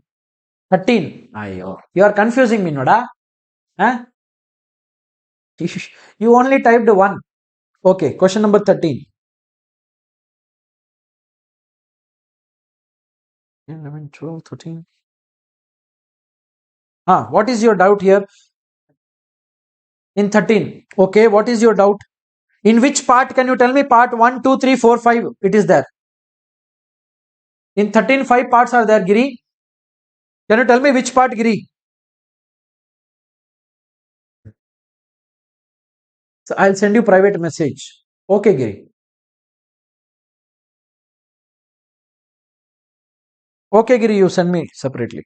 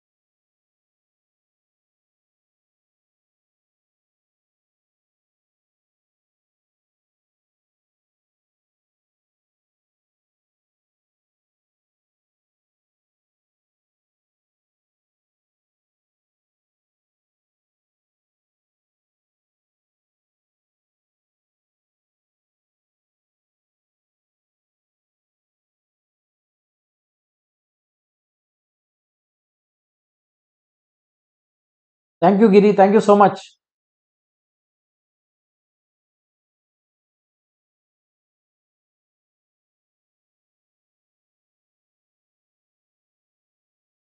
Sir, once explain last 4 point in the September 25 question. Is it,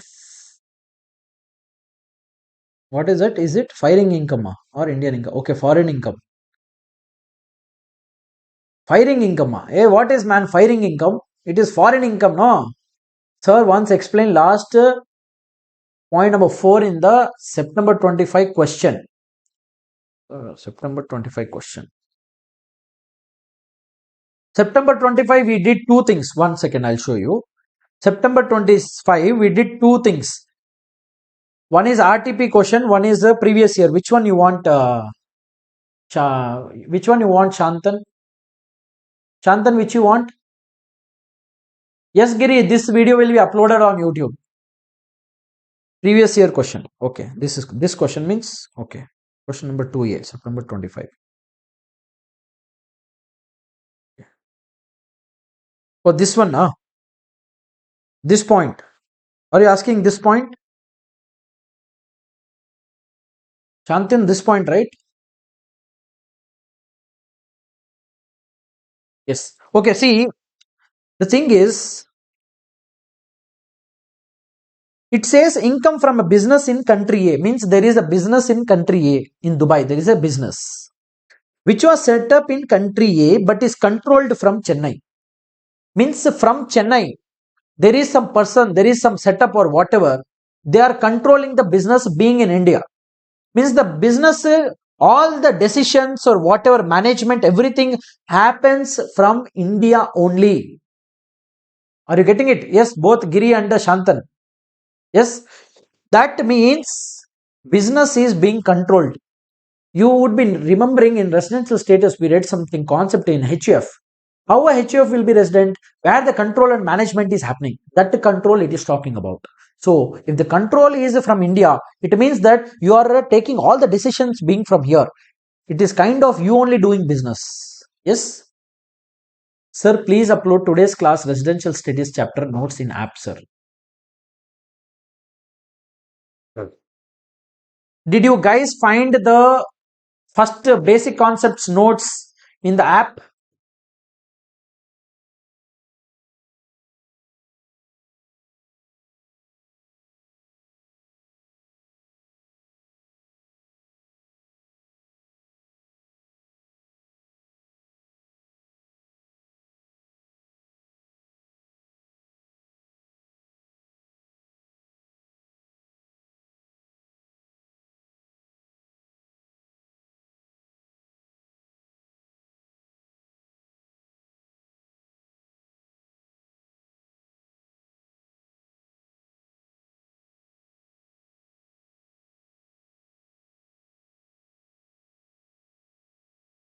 Okay, guys, let's get back. Let's get back. Welcome back, everyone, from the break. Let's get back. Okay. Are you all back? Sir, please upload. Yes, sir. Are you all back, guys? Can I start? It is already 11:45. I told you till 43, only 2 minutes extra. Can I start? Can I start? Can I start? Can I start, guys? Can I start, guys?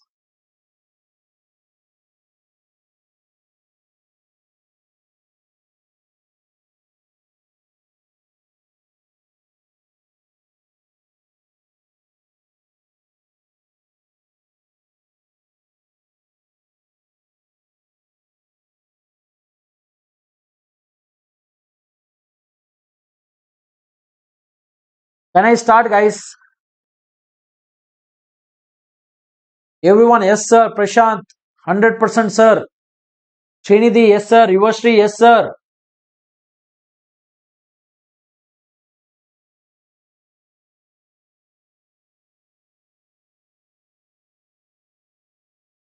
Okay.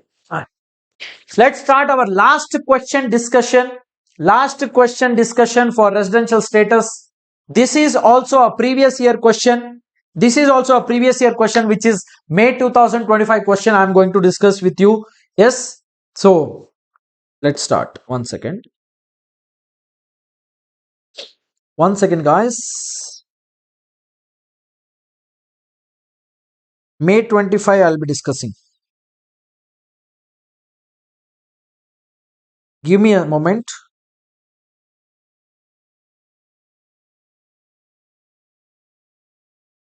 Give me a moment, guys.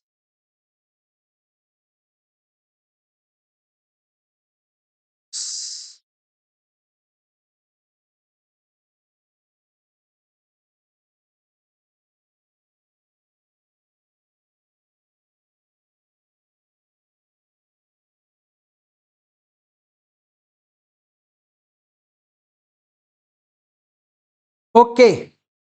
So here is the question right before me. 2A question, which is from the residential status. Now, one very, very important point. Can you see in May 25 also the question was asked?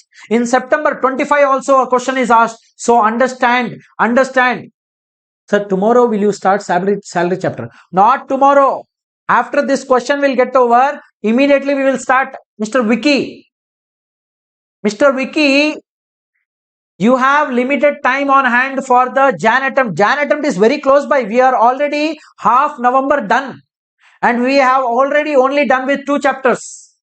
I have to give you the income tax very quickly. If we keep on shifting for tomorrow only, it will become problem for everyone, Vicky. Yes, Vicky? Okay, sir. Okay, now everyone focus. Understand the importance of this chapter.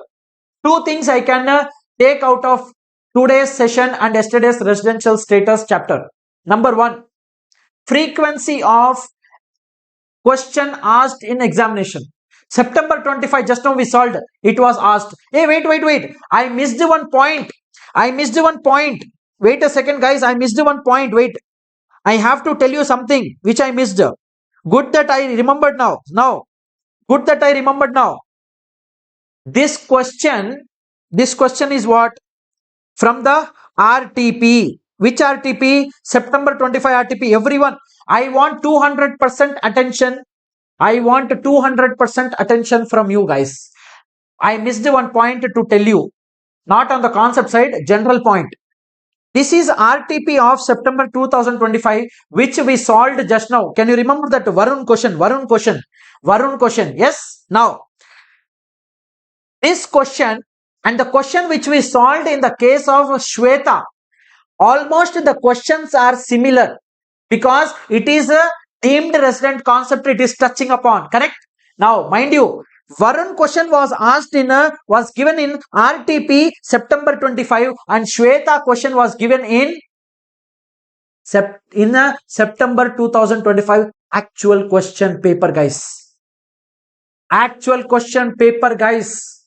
Means first in RTP they gave a model, on that model based only in actual question paper in the same attempt it came. So RTP September 25, whatever model question is there, no, this one question on that model only, same model question came in same September 25 attempt actual examination.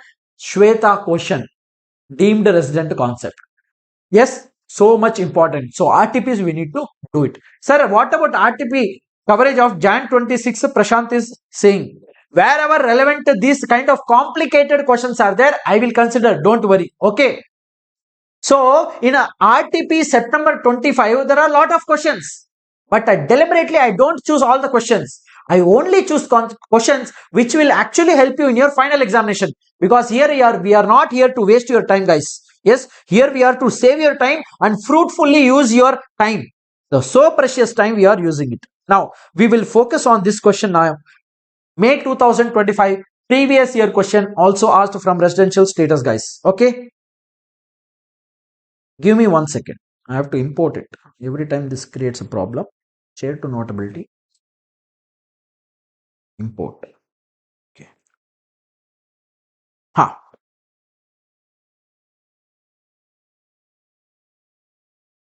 Everyone will focus here, guys. 2A I am reading. State means state. Sir, you said basic concepts and lessons chapter will be on YouTube. Will this lecture 3 on YouTube? Yes. Yes, Harshit, I'll come to all of this. Don't worry. Don't worry. First focus on the question. We will do all that. State with reasons whether income chargeable to tax in India for assessment year 25-26 in the hands of recipients in the following independent situation. Very, very important. Independent situation means this has nothing to do with this. This has nothing to do with this. Got it? In examination, you will read the question like this. State with reasons means what? You have to write theory and explain. State with reasons. With reason also you should give whether income chargeable to tax or not. First you will tell whether that income is taxable or not for the assessment year. Are you getting it? You need not compute the tax liability on that. Yes. First I'll read. Mr. Mahesh received dividend. Mr. Mahesh received a dividend of 7 lakhs declared and paid by a foreign company outside India. Means this 7 lakhs is actually a dividend paid by a foreign company outside India. Means there is a foreign company in which Mr. Mahesh has invested his amount. Are you getting it? Yes. Now, such a dividend has been declared in respect of shares which derive their value substantially from the asset situated in India.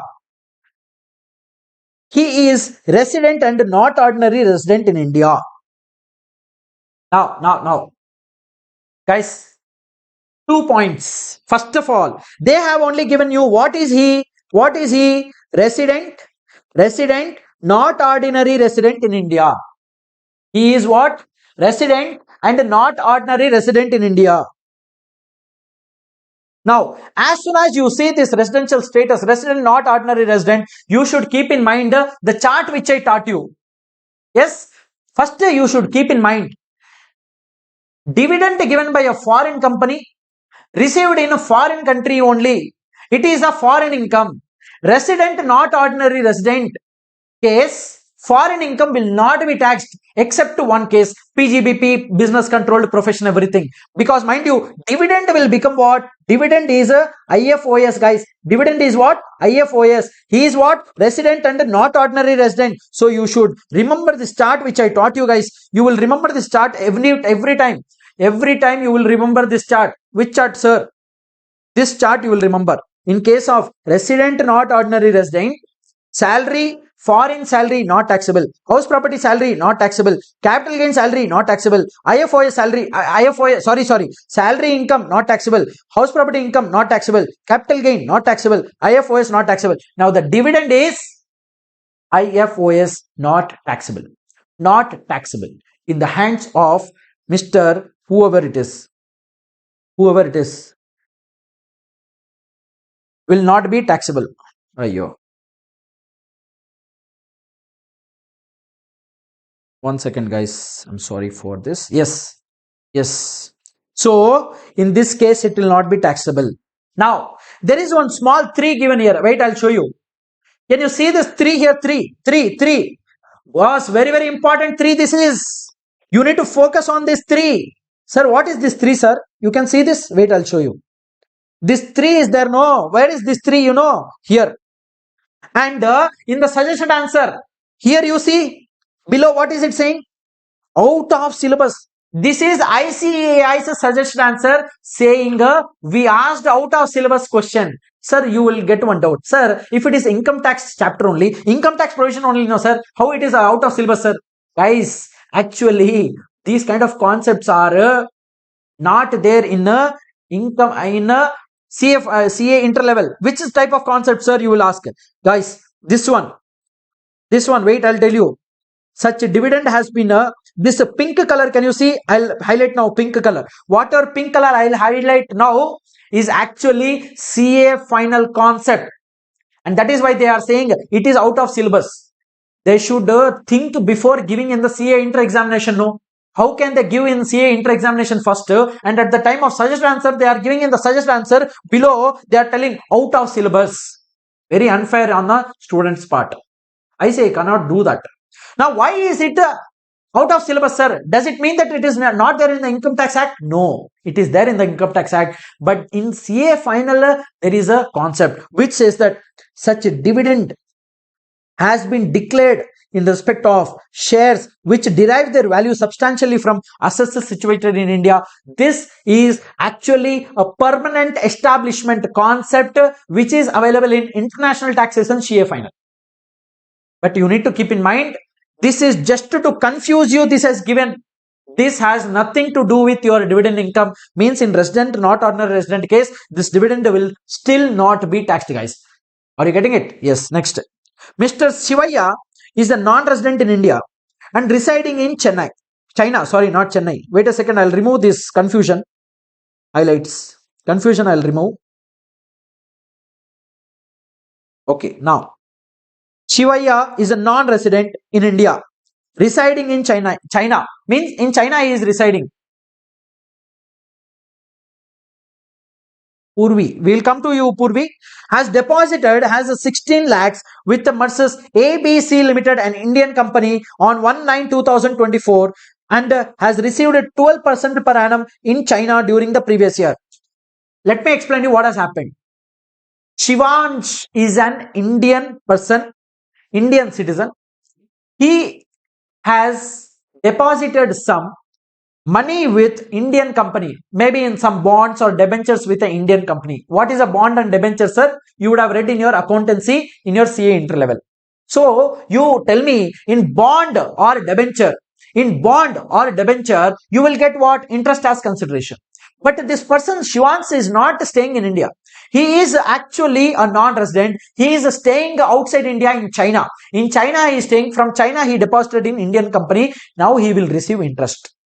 Guys, there is a provision called income deemed to accrue or arise in India, in which I told you whatever investment you do in Indian securities, whatever amount you will receive, you become a non-resident, resident ordinary, resident not ordinary, whatever it is, everything will be taxed because it will be deemed as accrued or arised in India. So this interest will be taxed in the hands of Mr. Shivansh. But how much, sir? Because mind you, in the question it is saying income chargeability to tax, then you have to tell how much income you will tax it. So he deposited 16 lakhs and he deposited on September 1st, guys.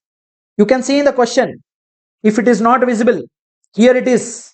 I'll put it in yellow for your confirmation. Yellow or whatever, green. Yes. So interest if you will receive at the rate of 12%, at the rate of 12%, mind you, lot of students will commit mistake. 16 lakhs into 12%, whatever it is, how much? 16 lakh into 12%, 1,92,000 taxable. Soon you will get zero, because he invested from 1st of September. How will he get interest from 1st of April till 1st of August? He will not get, no, for 3 months he will not get, not for 3 months, April, May, June, July, August, 5 months he will not get interest. For 7 months he will get interest. Yes, so 16 lakhs into 12%. 12% is per annum rate, guys. You see here, I'll highlight per annum means for full year rate is 12%. He invested in September. From September he will receive interest. So that will be like 7 months into 7 by 12. How much that will be? 1,12,000 rupees. 1,12,000 rupees, guys. 1,12,000 rupees, guys. Charan Kumar Reddy, you are perfectly correct. You are perfectly correct. Let's move on to the next one. Whatever doubts you have, whatever Harshit or Purvi, everything, I'll come back. Let me finish this question. Mr. Ramesh received a royalty of 8,25,000 in consideration for providing patent rights to Mr. Sunil. See, I'll tell you. Ramesh, wait a second, sorry. Ramesh and Sunil. Ramesh received, means from him, Sunil has paid a royalty of 8,25,000. Royalty. Yes. Mr. Sunil has developed a product in India. Means Sunil utilized that whatever software or whatever, and he developed a product in India. Developed in India. Yes. By utilizing the patent right. So whatever Ramesh gave, that patent for which royalty is receiving, that patent Sunil used in India, and the product he developed in India. 30% of the royalty was received in India, and 70% was received outside India. Mr. Ramesh and Sunil both have status of non-resident. Oh, now wait. This is also non-resident person. This is also non-resident person. Now, in yesterday's class, I discussed one concept. Generally, royalty, interest, and fees for technical services. These three things. If any non-resident receives from India, it is taxed in the hands of non-resident. But if the royalty which non-resident is receiving, against that whatever the non-resident has given, the patent, software, fees, the technical services, whatever he has given, or even the loan, whatever the non-resident has given to the other person, if this person who has received, let's say for example, I received patent, I received technical services from non-resident, I received a loan from non-resident. If I, being a recipient, I utilize this patent, or I utilize this technical services, I utilize this loan amount to do something in India, to create some income in India, in that case, whatever royalty I will be paying to the other person who has given me this patent, everything, full 100% royalty will be taxed in the hands of that recipient. In that scenario, one of the examples or scenario we discussed that I have a friend in US, I am also in US. Both are non-residents. One non-resident is giving a loan to non-resident. Yesterday we took one example. One non-resident giving loan to another non-resident. That non-resident saw that there is a lot of scope for coaching business in India. Let's create a coaching business in India. That non-resident saw. So he invested in India. Yesterday example we took. Exactly the same way here also. Ramesh is a non-resident. Sunil is a non-resident. Ramesh gave some patent, means some technology, something you think like that. Patent Ramesh gave to Sunil. Ramesh gave to Sunil. Sunil utilized that to generate income in India. Product in India he developed. So of course he will sell that product in India, no? So he would have got some Indian income, yes or no? So out of India only happening. So that is why whatever royalty will be paid by Mr. Sunil to Ramesh will be fully taxable. It does not matter. In the question it is given, 30% of the royalty was received in India and 70% was received outside India. This will not matter. What will matter, you know? What will matter, you know? The source is in India, guys, because this will be treated as deemed to be accrued or arised in India because the patent is used 100% in India, no? So that is why this 30%, 70% information is given to confuse you only, guys. So full 80,25,000 will be taxed in the hands of Mr. Ramesh. Now, mind you, here Sunil is also non-resident, Ramesh is also non-resident. But what has happened, you know, the patent was used in India. That was the only mistake. If in the same question, it was given that Sunil and Ramesh are non-resident, Ramesh gave patent to Sunil, Sunil developed the product in USA. And from there income is generated, then whatever royalty paid by Sunil to Ramesh will not be taxed in India then. Okay, are you getting it? Are you getting it? It does not matter. 30% royalty received in India, 70%, all to confuse you guys. You have to only see whether the royalty or the patent is used in India or not. That is used in India, full income you tax it. Yes. So in this question, what you can take back home, you know, two things. One, they can ask you out of the box question in examination. ICAI only claiming this is the suggested answer, copy of ICAI. So you need to be very, very careful. See, in this question, two unnecessary information you can see. First unnecessary information is this: such a dividend is declared, sorry, in respect of shares which derives value substantially from assets outside India. This is unnecessary information, CA final level information they have given. And one more unnecessary information is 30% received in India, 70%. This is all to confuse you, to keep you in the track, to control that pass percentage. September 25, worst pass percentage 10%. How they can get, you know, like this only. Like this only they can get. Look at the September questions which we solved. Do you think without a very good practice, can you go directly and can solve a Shweta question? Do you think without this level of preparation, you will crack the income tax paper? Most of the students have flunked, have failed in income tax paper. This is the reason. You don't know how to approach the question. You don't know in question where is the trap. You don't know where the bait is. The bait is what, you know? One thread will be thrown in the river, one bait will be there, and the fish will be catched. And the fish is failure. ICA is the person throwing bait, and the fish is you who is failing, not who is clearing. Bait is for them. Are you getting it? So ICA throws a lot of baits at you. You have to carefully go and you have to hit that clear, successful pass button. Only when you have this much of depth knowledge, it is possible. Tell your friends, don't miss this opportunity. Still only 3 classes are done, guys. If you are someone watching for free, let me tell you one thing. Let me tell you one thing. By chance you miss even a single class, you will be at a loss. If you already have this much of knowledge, good enough. No problem. Or you have already taken this much of clarity from other faculty, good enough. No problem. But if you are doing self-study, you have not got this in-depth coverage of syllabus, better you take a paid program, or you have taken somewhere classes long back, you got lost touch with the concepts, you're not able to get that conceptual clarity, not able to solve the questions like this, better boss, go for a paid program. I'm not here just to see 1,500 I'm charging, that's all. Out of that 500 will go for book, everything. Are you getting it? 1,000 only I'm getting. But it is up to you. Do you think, if you genuinely think he is spending so much of effort, man, don't he deserve 1,500 rupees? Let's pay, because I'm also benefiting. No, if you think that way, you come for a paid program, guys. I have to promote because I'm doing so much of hard work. I think I deserve. Yes. So guys, if you find this session helpful, tell your friends also, guys. Okay. Now I will clarify few things.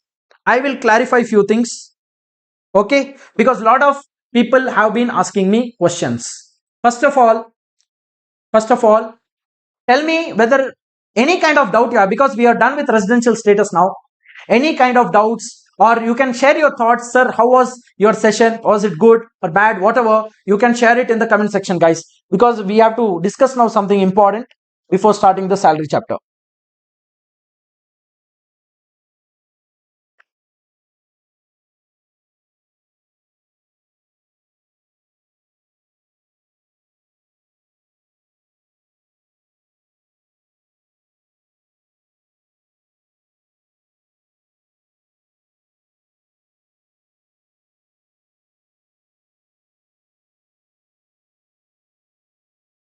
Okay, guys.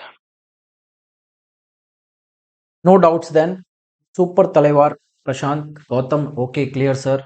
Kirti, clear, sir. Okay. Any other doubts? Clear, sir. Yuvashri, sir, can you share your handwritten notes if we pay a nominal fee? Are Yuvashri, you are a proper chartered accountant, Yuvashri. You will not let even a single rupee go out of your pocket. You know what? Even for paid program students, I am giving access that I'll be discussing now. Even paid program students cannot download. They are paying me money for the program. Still, they will not be able to download the written notes because I know the effort which I put, and for that I expect consideration. No, if I keep doing charity, how will I proceed in my life? I have a family to take care. I have my own expenses. I am spending time for that. I receive consideration, Yuvasri. So please understand, Yuvasri. A lot of students have messaged me, and I understand. No problem. You asked me. Yes, even when I was a student, I used to ask my faculty, sir, please give this, that. We need to also understand that even I have a life. I am here for money only. No, of course, right? You think from being my you step into my shoes and Yuvashri, not just Yuvashri, any student for that matter, you step into my shoes and just think about it. Okay, Purvishan, it's very helpful. I got in-depth conceptual clarity after attending your class. Thank you. Nikita, 100% clear. Rubashri, this practice batch was really good. Till now, whatever concept and question you teach, everything was clear. Okay. Mayank Joshi, superb session. Amazing. Charan, Purvi, my prediction. Oh, what is your prediction? Oh, wait. Okay, there is some question. Okay. Guys, we will come to some two comments which Harshit Kumar and Purvi Jain has commented. Let's see. Sir, you said basic concepts and residency status chapter will be on YouTube. Will this lecture 3 will be on YouTube? I'll come to that. Purvi Jain is saying, I'm predicting that from residential status, scope of total income. S9 question. Okay, study material 9 question will come for 6 marks. Calculate income for R, OR, R and OR. Good prediction, Purvi Jain. No doubt, because in the past year, we can see there are a lot of questions similar. Yes, good enough. So,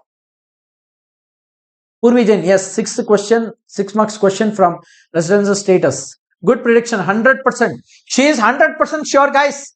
So, she is giving a prediction. So, better you follow that. Okay, guys. Thank you, Purvi Jain, for your predictions. Very good. Now, everyone focus here. After we started the batch, there are a lot of queries which are coming up. And I am not finding time to individually answer them because, of course, simultaneously I have to prepare also to give you this much of clarity. I prepare a lot. For 4 hours of session, I spend at least 8 hours. You guys don't know. Sir, you have been teaching for so time, no, sir. We teach, but we also are humans, no. We also lose touch with the concept sometime. Or we want to improve ourselves so that we can get the best concept in the screen. Yes. Now, so what are the queries, sir? First of all, regarding the app installation, guys, if any of you make the payment, so what is the procedure actually? You have to ping me on the WhatsApp number which you are looking at the screen. You will ping me on the WhatsApp number. Hi sir, I want income tax practice batch, like that. Then I will send you one message. Please provide the below details. Name, what is your full address, mobile number, email ID, everything. Then I will send you one phone pay number in which you have to make the payment. 1500 you have to make the payment, and you will send the details. Then I will send, once the payment is done, I will send you one Word document, MS Word document, in which how to install the app on desktop, how to install the app on an Android mobile, how to install the app on a iOS, Apple mobile, everything will be given. That instruction first you follow. Without following that, directly pinging me, sir, how to install, sir, was in that Word document, everything in detail it is given. Sir, what if I get some problem at the time of installation? In that Word document itself, at the end of the document, there are technical assistance number given. That is not my number. That is the person's number who has developed my software or my app. So that guy only can tell you how to resolve that. I am not the person who developed the software or app. So if any kind of doubt you have, I already, every student I have shared that Word document, guys. In going further, you have any kind of technical issue, you directly ping that person. If that person does not respond you in one day, say for example, you pinged now, today, by end of the day that person is not pinging, you can ping me on message, WhatsApp message, you can ping me 8 p.m. or like that. Sir, this person I have messaged him 2-3 times, sir, he has not responded. Because I know this team will definitely resolve your doubts. Only then you ping me, because I am also busy with my life. After this batch, I have also to prepare. Yes, so this is one thing on the app installation. You can install it on a desktop also, in your mobile also. There is one very, very important point. Let's say for example, first time I will share a key with you. Once you make me the payment, I will share you a unique key which you have to install. You have to put in the key in the app or the desktop app. Then only you will get the access. Otherwise, you will not get the access. That unique key, let's say for example, first time you utilized it on mobile app. Yes. Now you can't simultaneously watch the class in mobile and the laptop. First log out from the mobile, then you go to laptop, then only you will get. Otherwise in laptop you will get one pop-up. This key is already been used by same user. Means at the time when you use switch from mobile to laptop, you need not put the key again, mind you. Yes, once you put the key in any of the one device, it will once only work in a mobile and a desktop. So one mobile, one desktop you can use, but at the time of using in other mobile or other device, you have to log out first. Okay, now coming to class notes. Sir, the notes which you are writing is very beautiful, sir. Lot of students have told me and lot of students have requested me. Even one student yesterday, he is not even attending a live, he is not even taking paid, he is just buying book and he is telling, sir, I saw that your class notes are very good, you give, sir. Guys, class notes, I am extremely sorry. For those paid batch students, it will be uploaded on the app as soon as the chapter will be over. Let's say for example, today we are in the middle of a salary chapter. Today I will not upload salary chapter PDF, this notes. The notes will be uploaded only once the chapter is over, because this whole document goes in a flow right from here, correct?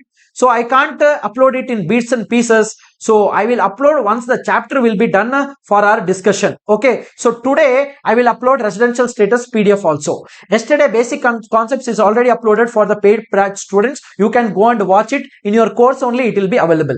And the videos, when it comes to videos, daily I am uploading. Let's say for example, today's class is over, immediately as soon as the class will get over, that process will start to compress, everything will happen within 2-3 hours or maximum by end of the day today. You will find the class in the app. If you're not finding, you ping me. For that, you don't ping the technical guys. You tell me, sir, class is not uploaded. If let's say for example, I forget. Are you getting it? Notes will be uploaded after the chapter is over. You will not be able to download and you will not be able to take the printout of that. Yes, you can only view it. If you want to take that and write or some important points, you can write it. Now coming to test series. Coming to test series, for those paid program students, I will be conducting 2 full length tests. I will be conducting. I myself will be evaluating all the papers. I do not have any other team for my technical stuff. So I will be only evaluating. I will give comments also. Where are you going wrong on the paper? This is included. This test series, I will not charge anything extra. Only 2 full length, only income tax paper I will be conducting. Only for paid batch students I will be conducting. That too, after the batch gets over, I will prepare question paper and I will share it with you guys. Then you have to write it and send me. Yes, that we will discuss later. Now, whatever the technical issue which I have discussed, you have to ping the technical guy number which is there in the Word document. Sir, whatever the book delivery, sir, you make the payment today. Today itself, I will dispatch the book.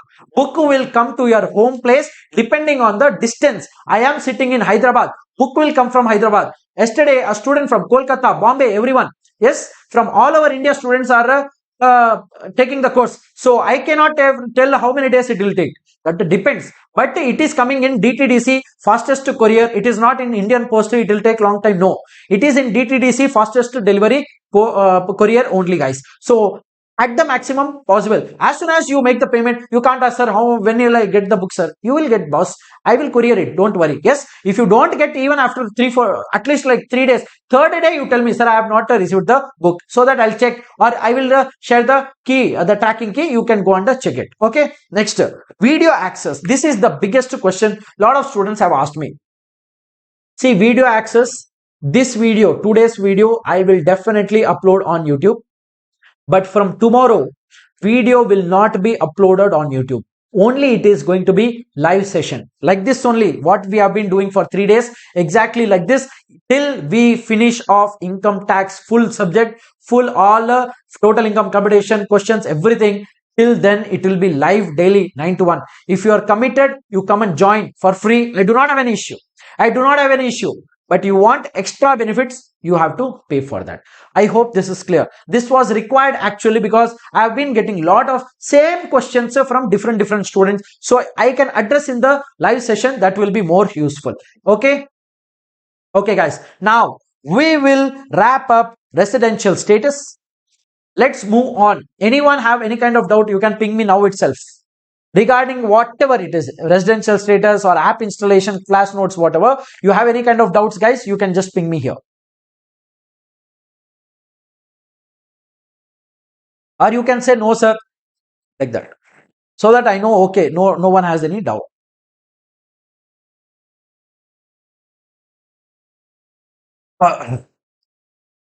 Anyone, any doubt? 30 seconds I'll give you. Then I'll start a new chapter. No, I don't want any comments coming again. Sir, when will I get, can I get the paid batch or something like that? Any doubt you have, you please ask. I'll rectify, no doubt. After 1 p.m., the live session will disappear. Yes.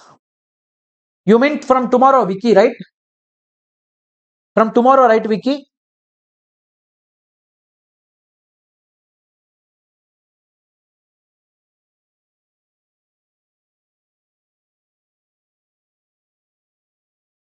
Yes, Vicky. From tomorrow, you will not see in the live tab on my Tax Thalaiva channel. You will not be able to see the video which we will be doing from tomorrow onwards. Live timing is 9 to 1, right, sir? Yes, Kannan. Kannan, you are right. Kannan, you are right. Priya Chandrasekhar, sir, whether test series can be separately purchased or it is part of class. It is part of class, Priya. It is part of class. Let me think whether we will see once the batch gets over. If you are not part of, paid batch, if you want to only give test series, I'll think about it also. And I'll tell you how much amount I'll be charging. But for free, it will not happen. Only for other than paid batch students, it will not happen for free for sure. Because I have to spend time. You need to understand. Okay. So Priya, if you are not in a paid batch, you can let me know once the batch get over. I'll think at that time and I'll tell you how much I'll charge. Okay. Okay, Priya. Any other doubts?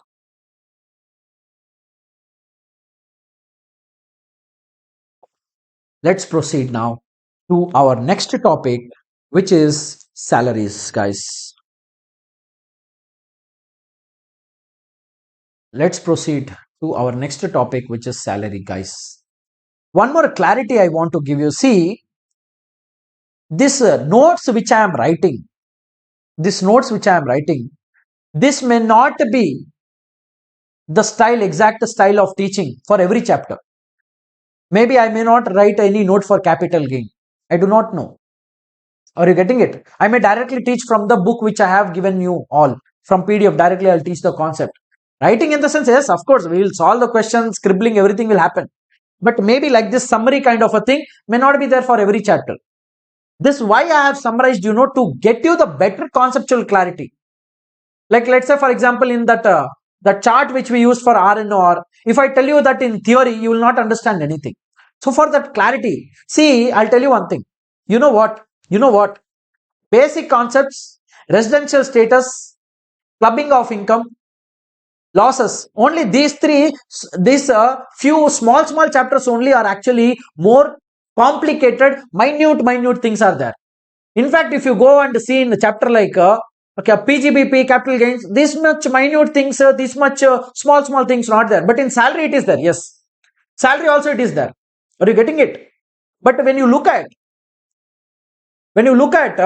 chapters like PGBP, what complication you have? Hardly any sections. Easy chapter it is. But in chapters like residential status, salary, minute things are there. For that, if I teach directly from theory, you will sleep off. You will not even understand. Yes, so that's why I have written. Yes, Vicky. Now, we are going to discuss the next chapter, which is income from salary. Before starting the salary, I want to tell you something. Wait a second, please. Give me a second.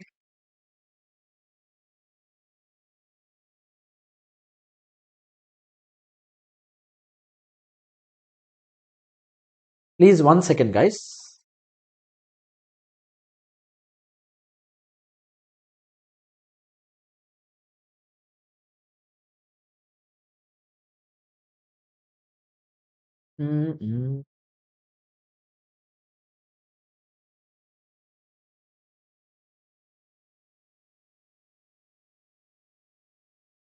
Yes.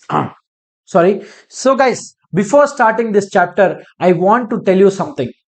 And the thing is, the average marks which is asked from this chapter is 2 marks only, guys. Whereas the residential status, it has a lot of emphasis, 4 to 6 marks. Now, don't get me wrong that we will take a salary chapter light, sir. Then no, never do that mistake. That is where ICI is playing game. You have to focus on all chapters very, very carefully. Why I am saying 2 marks, sir?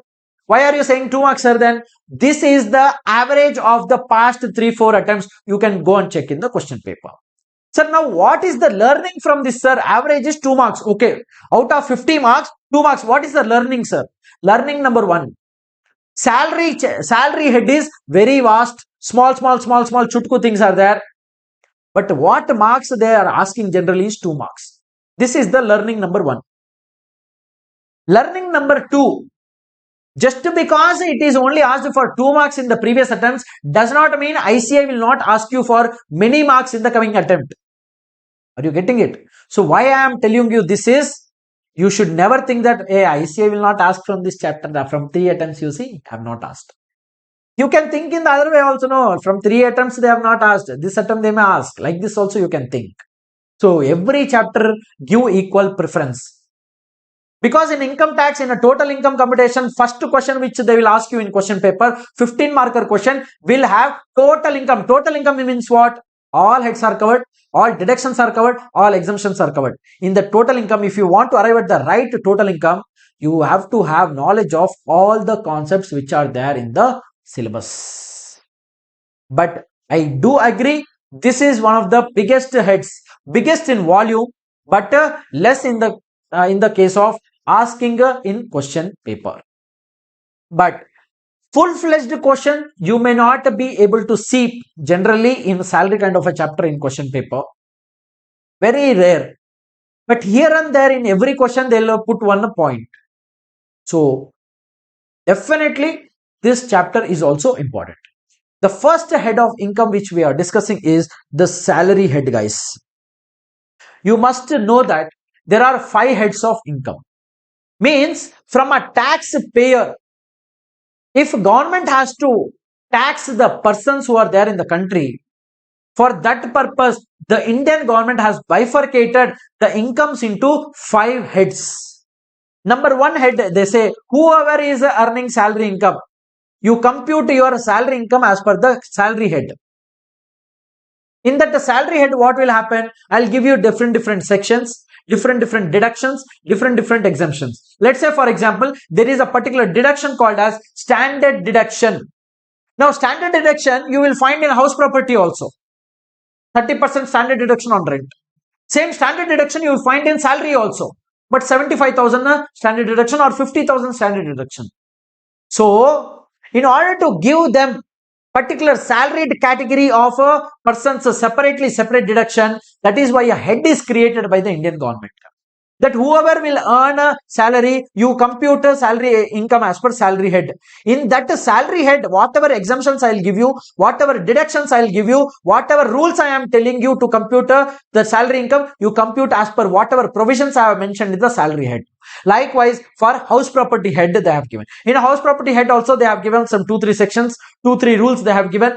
Then they have given some sections for exemptions, some for deductions. Likewise, for PGBP, from section 28 till section 44. Like this, in a section 45 for capital gains, right from section 45 till section 54, capital gains will come. They have properly in Income Tax Act. Income Tax Act is nothing like a study material. Every chapter has something. In chapter again sections. In that again subsection. Again a rule book separately. Income tax rules is a separate. In that rules chapters, everything is properly organized. So whatever we will be discussing from income from salary will be only regarding income from salary head only. Don't mix masala these provisions with the other heads, please. Restrict yourself only with the discussion of income from salary. Are you getting it? Yes. Now you will ask, sir, income, I understand. From salary, what do you mean by salary, sir? Salary in simple terms, if I have to say, if you have received any amount from your employer in the process of employment, being the employee, whatever amount you will receive, whatever amount I say, unless exclusively exempted, whatever amount you will receive from your employer, you being employee in the employment contract, then you will be receiving salary income only. Are you getting it?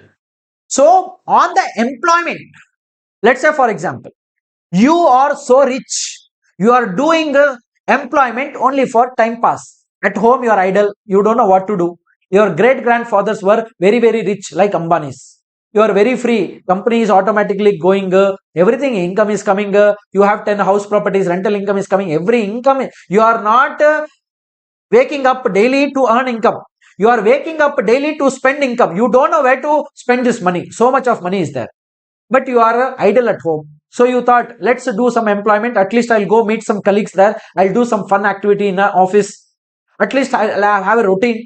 I will have a purpose to wake up. So you went and joined a company as an employee. Now, your employer Papa is very poor. Poorer than you. He may be rich, but he is not rich to the extent you have money. So one day, your boss was sitting in cabin, crying. So you, like that. You went and asked your boss, what happened, boss? So your boss told, I am in need of money. Bank is not giving me loan, man. I don't know whom to ask. Then you will tell, sir, I will give you, sir. How much you need? I have full money, sir. You are such a lovely boss. You give me leave whenever I ask you. So you tell me how much money you need. Then he told you, how will you give it? You are my employee. Hey, you don't know my background. My grandfather, Thalaiva. Yeah. So he asked 1 crore rupees. 1 crore, can you give me? Then you told, sir, money I have so much, but I have respect for money, sir. I will give you money. You pay me interest, sir. You pay me interest. So interest amount you will be receiving from your employer, that you are not receiving because you are an employee there, that you are receiving because you are given loan there. So employer is giving you interest. That is not in the case of employment. That is not because you are working there. That is because you have given loan to that employer. That interest will not be treated as your salary, mind you. Are you getting it? Only that amount which you are receiving because you are working as an employee will be treated as salary income. It can be anything. You are receiving bonus, you are receiving commission, anything you receive, but you are receiving because you are working there will be treated as salary head income only. Got it? So what is the condition which we need to satisfy here? Paid by employer, paid to employee in the course of employment. Mandatory it is. Whenever you gave loan, whenever you received interest, you are not an employee for that loan. You were a principal. Are you getting it? So that was on a principal basis. You are not an employee in that transaction. So interest amount what you receive will not be treated as a salary income. For you it will be treated as income from other source. Partner. Likewise in partnership firm also. You know partnership firm, there will be 3-4 partners. You would have read in your accountancy. plus 1, plus 2, or in your CA foundation, CA intermediate, partnership accounts, one chapter will be there. In that you compute the profit derived from the partnership business, capital account of partners. In that you write salary to partner, remuneration to partner. You will credit it to partner's account. You will debit from partnership account. That partnership remuneration. Now, partner also getting salary from the partnership firm. No, that will not be taxable under the head salaries, guys. It will not be taxed. Not taxed, guys. It will not be taxed. Salary received by the partner from the partnership firm will not be taxed under salaries head. Now you would ask why, sir? Because boss, partner is part owner of the partnership firm. You are a owner there. Are you an employee in your partnership firm? What is a partnership actually? I have some money, you have some money, or you have some knowledge. We are joining hands to do business. We are both equal. We are both equal, guys. We are creating a partnership firm. You are not an employee of the partnership firm. You are the part owner of the partnership firm. And you are receiving salary for what? Because you are running that partnership firm, you are taking the salary. Means you are not taking that salary being an employee. I told you, in order to tax it under the salary side, the first thing is there should be an employer and there should be employee, and that way I have given it as a mandatory. This is a flower bracket, you can see mandatory why I have told, because there has to be an employer-employee relationship for the income to be called as salary income.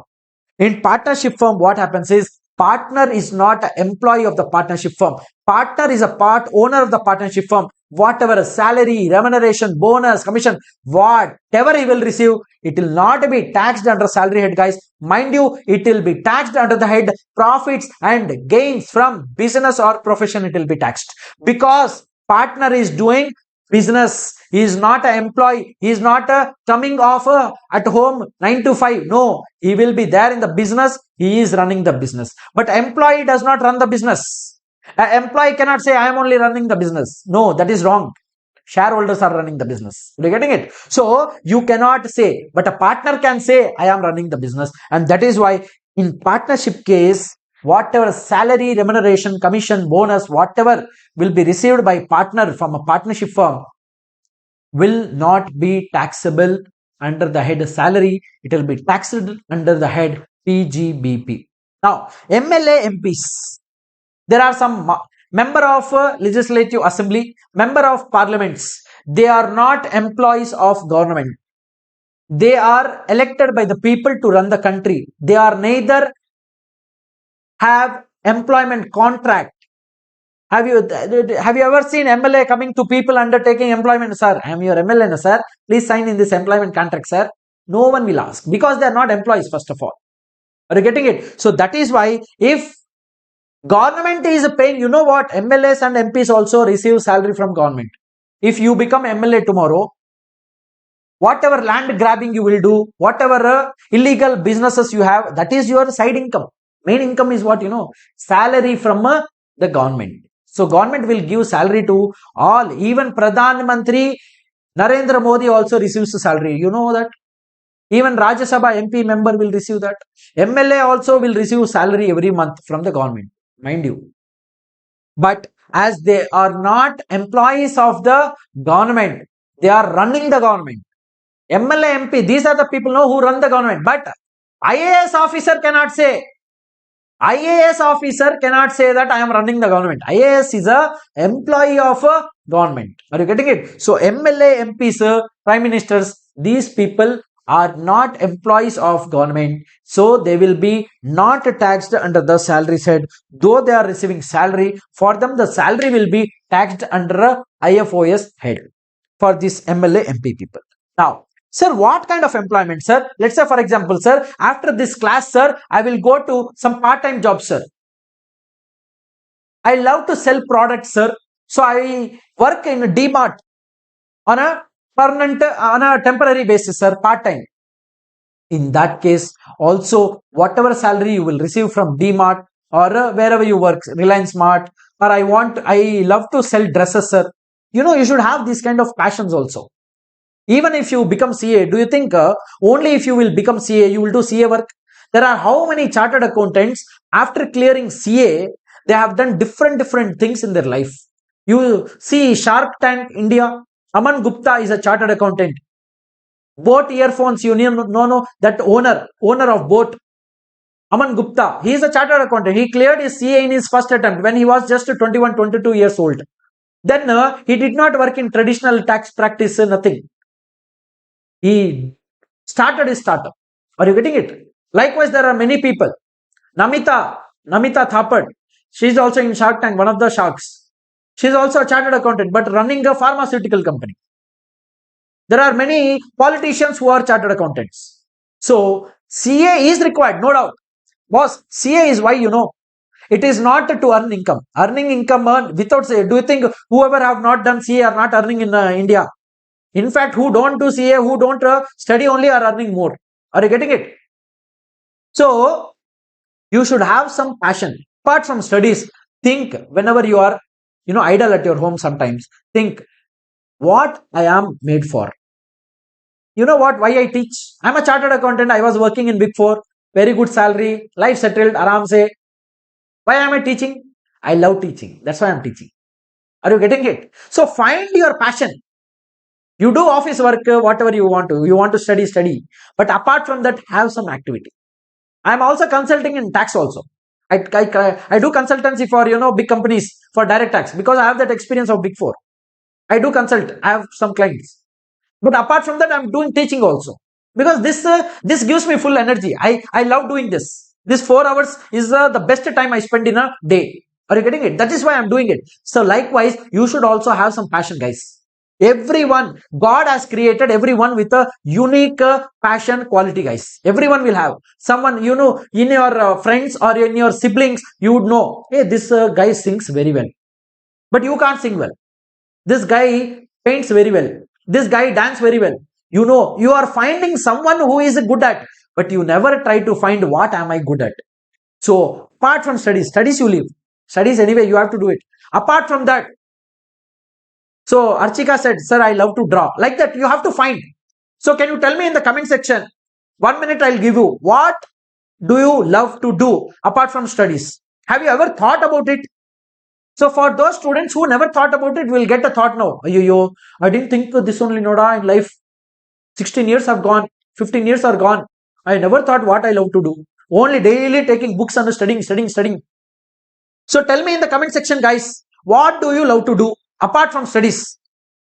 Don't tell, sir, I love to sleep, sir. Aram se I'll sleep off, sir. No. Classical dance, USC. Very good. Archika says, I love to draw. Okay. What others do not have anything? What about others? Likita. There is one important point which I will tell you. Once you will write all these comments, I will tell you one very important point which will be very helpful in your career, guys, in CA career. I'll tell you why I am asking this question. I will tell you why I am asking this question. Likita says singing and dancing, sir. Monisha, love to sing, sir. Urmila Sirvi says crafting, sir. Wow. Kirti Naik. Urmila Sirvi, where are you from? Urmila Sirvi, where are you from? Kirti Naik. Script writing for short movies. What a unique interest you have, Kirti Naik. I really appreciate. Dance, draw, mehendi. I can see only girls giving the answer. What about others? Only girls giving answer. Boys do not have any interest, huh? Sir, we have interest in girls, sir. They have interest in someone, no, sir? We have interest in the same thing, sir. Rupashri, cooking, art and craft, drawing. What about those guys? Where they went? All other guys, where have you gone? Vicky, Purvi, Gautam Solanki. Where are you, man? Charan Kumar Reddy, Siddharth, Shantan, Prashant. You have not replied only Yuvraj, Yuvashri. Okay. Rubashri, Pavitra. Sir, I love to paint, sir. Okay. But I am from Rajasthan, usually staying in Bangalore. I'm also from Rajasthan only, Urmila. That's why I asked you. I can see your surname Sirvi, so I asked. I'm also from Rajasthan only. But my family is settled in Tirupati, Andhra Pradesh. Okay. Viral buzz, making people laugh at my jokes, sir. Very good. It is very difficult to make people laugh, guys. So you can become a stand-up comedian. Viral buzz. Purvi Shan, drawing, designing and art, craft. Okay. So why am I asking this question? After you clear your chartered accountancy, or even if you clear your CA intermediate, when you will go for your articleship interview, or when you will go for your job interview after you clear your CA, do you think they will choose you only based on marks? Do you think, sir, masti, Joshi, masti, what do you mean masti? क्या जोशी क्या बोलना चाह रहे हो आप? Okay, so do you think, are you from, are your answer? Yes, Sirvi, you are correct. Urmila, correct. I'm also Marwadi. Okay, now, do you think only based on your marks they will select you in interview? Do you think everyone who goes for interview gets selected? Let's say, for example, 100 people went for interview. There will be only 10 vacancies in the firm. How do they select? Do you know? Because just to think logically, whoever have come for interview, everyone are same, no? Everyone cleared both groups. CA Inter only they cleared. When there is a level playing field, how do they select? They will see in a resume your interest. They will see in resume apart from studies. Because studies though they already proved, no? Both groups cleared. What do they check separate differently? Because out of 100 people, they have to find out whom to choose for the 10 best people out of 100 people. How do they check? Everyone cleared both groups only. How do they check? Are you getting it? So they will check apart from studies what this person does. In hobbies section they will see. In hobbies, if you write same repeated, cricket sir, singing sir. See, if you are writing singing, in bracket you write, did you participate in some participations? Did you get some medals? That if you write, that shows that, okay boss, genuinely she likes singing, dancing. In bracket you write national championship. Whatever you want to write. Then it attracts that person who is taking interview, and they will definitely ask you question on that. They will get impressed. Because for interviewer, everyone are same. Everyone they are asking the same question. They will also get bored. But if you write something unique, interesting in your hobbies, they will get happy. Wow, what this person is a writer. He is a writer. Like let's say for example, Kirti Nayak has written.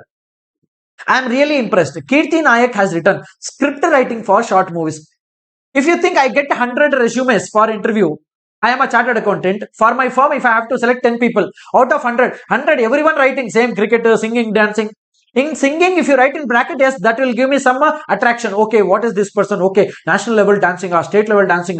Oh, in reality shows he has come, like that. Are you getting it?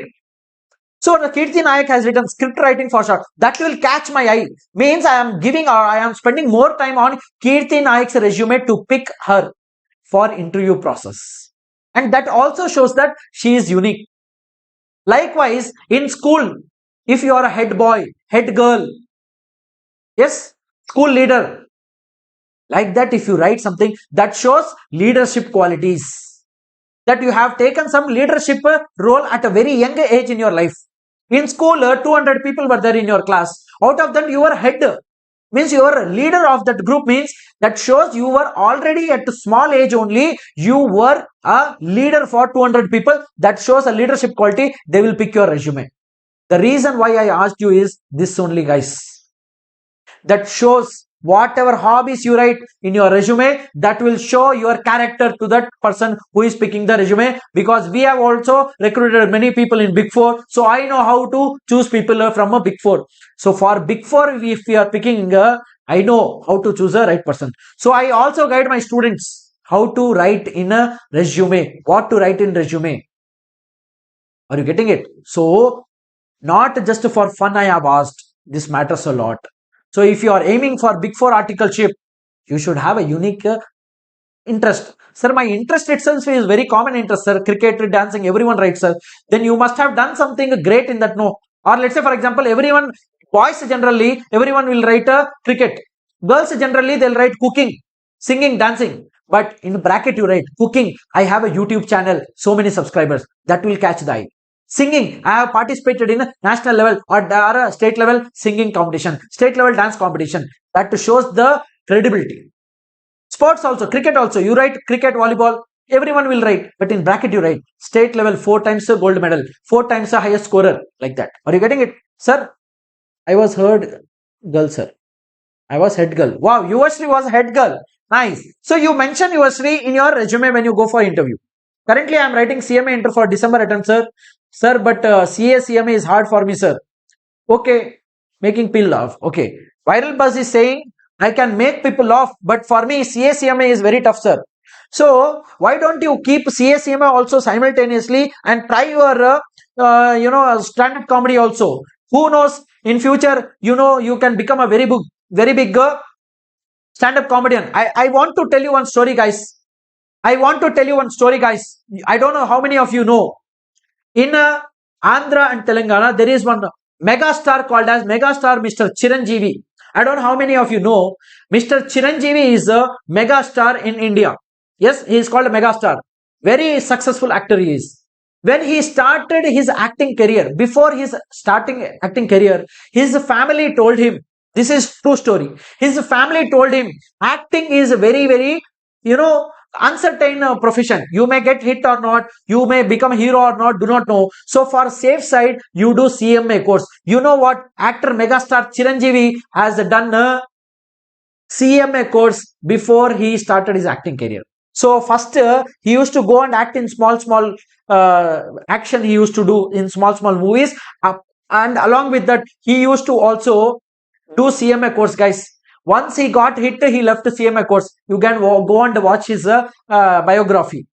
So that's why I'm saying CA you keep, or CWA, whatever you are doing, CMA, whatever, you keep it. Apart from that, find out what is your interest, which you love to do. Are you getting it? Yes? ICWA at the time, I know, sir. I love digging deep into companies, sectors and business. Ganesh Shetty, amazing. So he wants to say that I have love for finance, sir.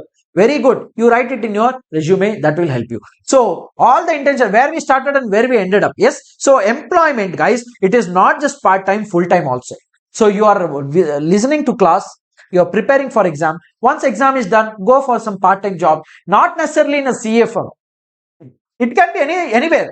Say for example, you love to sell dresses. Go join a shop, go and join a dress shop as a salesman. What is wrong? Sir, people will laugh at me, sir. Why, boss? You know what? 90% of students who go abroad for studying, 90% of students who go abroad for studying, USA, London, wherever they go, Australia, they all do part-time job. What kind of part-time job they do, you know? In a hotel, waiter. In a petrol pumper to fill the fuel.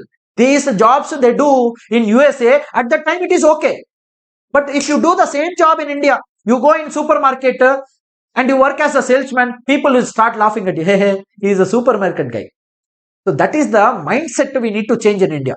So as soon as exams are over, you have 1 month for results, go and join some good business. And once you clear your examination, in bracket you write, have worked as a salesman. That will definitely attract. Write that business experience.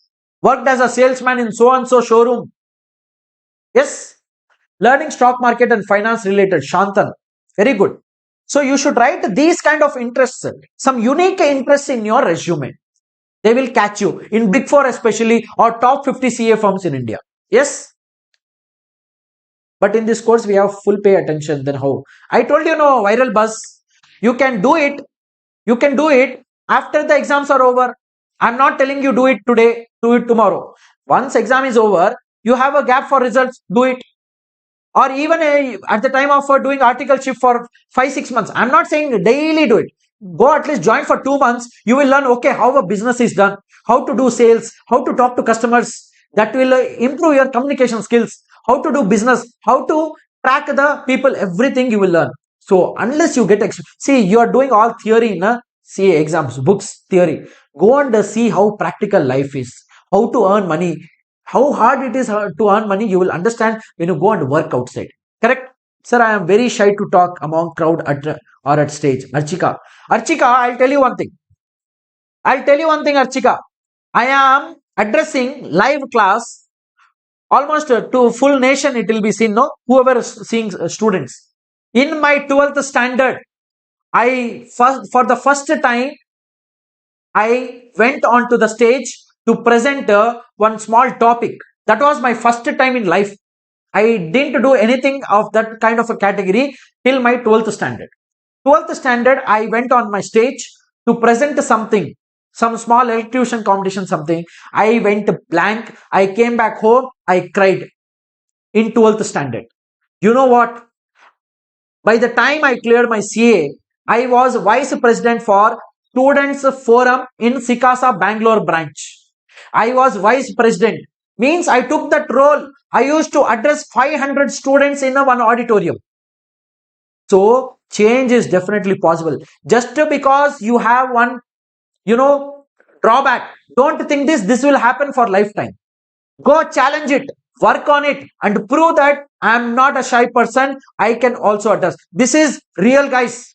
I also was like that only. Yes. So if any of you have any kind of stage fear, you are going to become chartered accountant, guys. You cannot become shy person. You cannot have stage fear, because if you become chartered accountant, when you will work in a company, you have to face client. You have to talk to client. If you be a shy person, how will you deal with the client? And if you are shy, first of all, you will not be able to crack the interview also. So you have to work on that. If you work on that, you will be able to, anything you can do in life, boss. Nothing is impossible. Yes? Okay. Samiksha Kedia says, editing is my passion, sir. So Archika, you take a challenge. Anyone, guys, not just Archika. You have any kind of a drawback in your life. You think you are not good at something. You improve. Even I'm not good at teaching.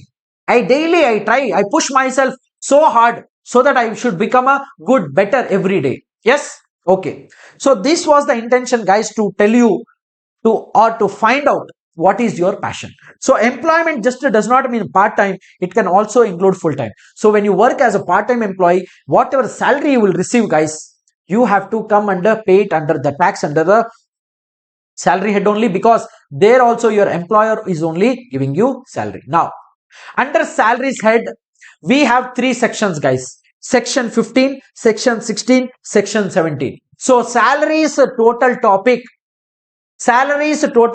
revolves around only three sections. If you know these three sections, your salaries is done.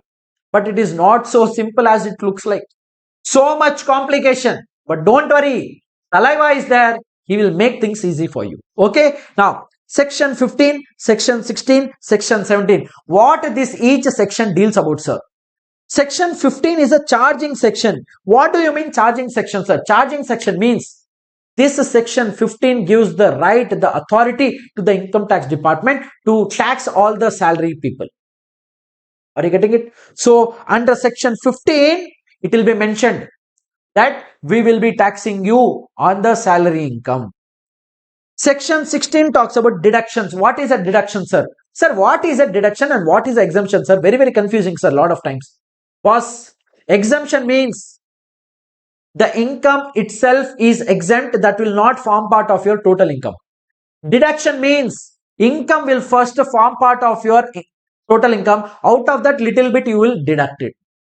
Have you got it? So deduction, chapter 6 deductions, ATC deduction, ATTTA deduction. So out of income you are taking some deduction, that is deduction. Exemption means that income itself is exempt. Let's say for example 40% exempt. Do you remember that agriculture income we took rule 8, rule 7A, 7B, 40% business income, 40% agriculture, 60% agriculture income. Agriculture income is exempt. So exempt means that the income itself is exempt. Deduction means from the income, little bit you are taking as deduction. So that is the difference. So we have deductions from salary also. We have two subsections in that. Section 16, we will be looking at that. And in section 17 also we will be discussing. What is given in 17, sir? 17 defines what is your salary. Means 17 says what are all those things which we will treat it as salary. For salary, generally you may think salary means salary. No, salary may have lot of things. Bonus, if it is given you, that is also coming under salary head. If your employer gives you commission, that is also coming under salary head. So salary does not only mean the basic salary. There are a lot of things like allowances, perk visits, all these also will form part of salary. So section 17 says under definition of a salary, perk visits, profits in lieu of a salary, everything. Now, sir, what is a profit lieu in salary, sir? Boss, if you get anything, instead of salary, if your employer is paying you anything, means the employer is saying, I will not give you salary. In the place of salary, I will give you this thing. Or at the time, let's say for example, this is generally seen. At the time of joining your employment, lot of time people get joining bonus. Are you getting it? So that is also a profit in lieu of a salary. Yes, these things we will be discussing in detail. Don't worry about that. Yes, so this is what, guys, these three sections are there which we will be discussing. From tomorrow we will start with section 15, 16, 17, everything. Don't worry, salary we will start with tomorrow. So this much of brief introduction is enough. So go back, when you go back home, think about it. What are your interests? Find out. It is very difficult to find out, mind you. Yes, it is very difficult to find out, but find out. And start working on that. You will enjoy. You will be happy. A lot of students tell me, sir, I am not happy in my life, sir. You are not happy because you are not doing what you are loving. At least for daily 1-2 hours, if you do what you love, you will be happy. Let's say, for example, I am taking 4 hours of class. I love doing this. I love teaching. So I'll be happy. The day when I don't teach, I'll be little sad. I'll be doing my professional work, but that don't excite me so much. This excites me. So I'm happy. So you find out. Singing, if you love, so go sing. Daily sing one song. Learn some new songs. How to sing, rhythm, everything. Yes. So this is what it is, guys, for today's session. If any of your friends you think deserve to join this batch, be it a free or paid batch, let them know. If you have been attending for free my batch, if you think no, I should definitely convert myself into paid batch, then you are always welcome. My number is there on the WhatsApp number. Ping me, pay, and we will go accordingly. From this is the last class, guys. From tomorrow onwards, no class will be uploaded on YouTube. Live we will be connecting 9 to 1, guys. Okay, so how was the today's session, guys? Can you let me know in the comment section how was today's session?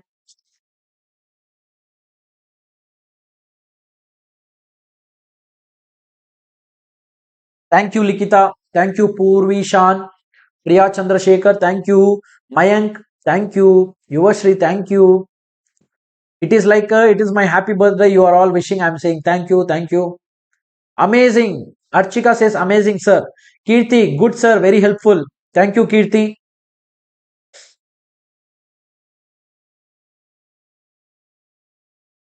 Guys, if you need the handwritten notes, you have to go for paid program. Okay. Maja aa gaya, Archika ji. Mehta sahab, thank you so much. Purvi Shan, fantabulous session, sir. Thank you. Akula Venugopal, good, sir. Ganesh Shetty, superb. Priya Chandrasekhar, awesome class, sir. Thank you. Kirti, it was great.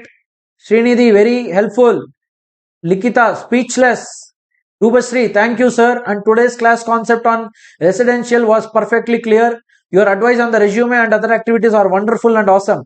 There will be much more advisors which will be coming on. Yes, not just these. We will be getting lot of advisors and guidance to you guys how to crack Big Four interviews, what happens in Big Four, because I have worked for 5 years after my CA qualification in Big Four only, guys, in Bangalore.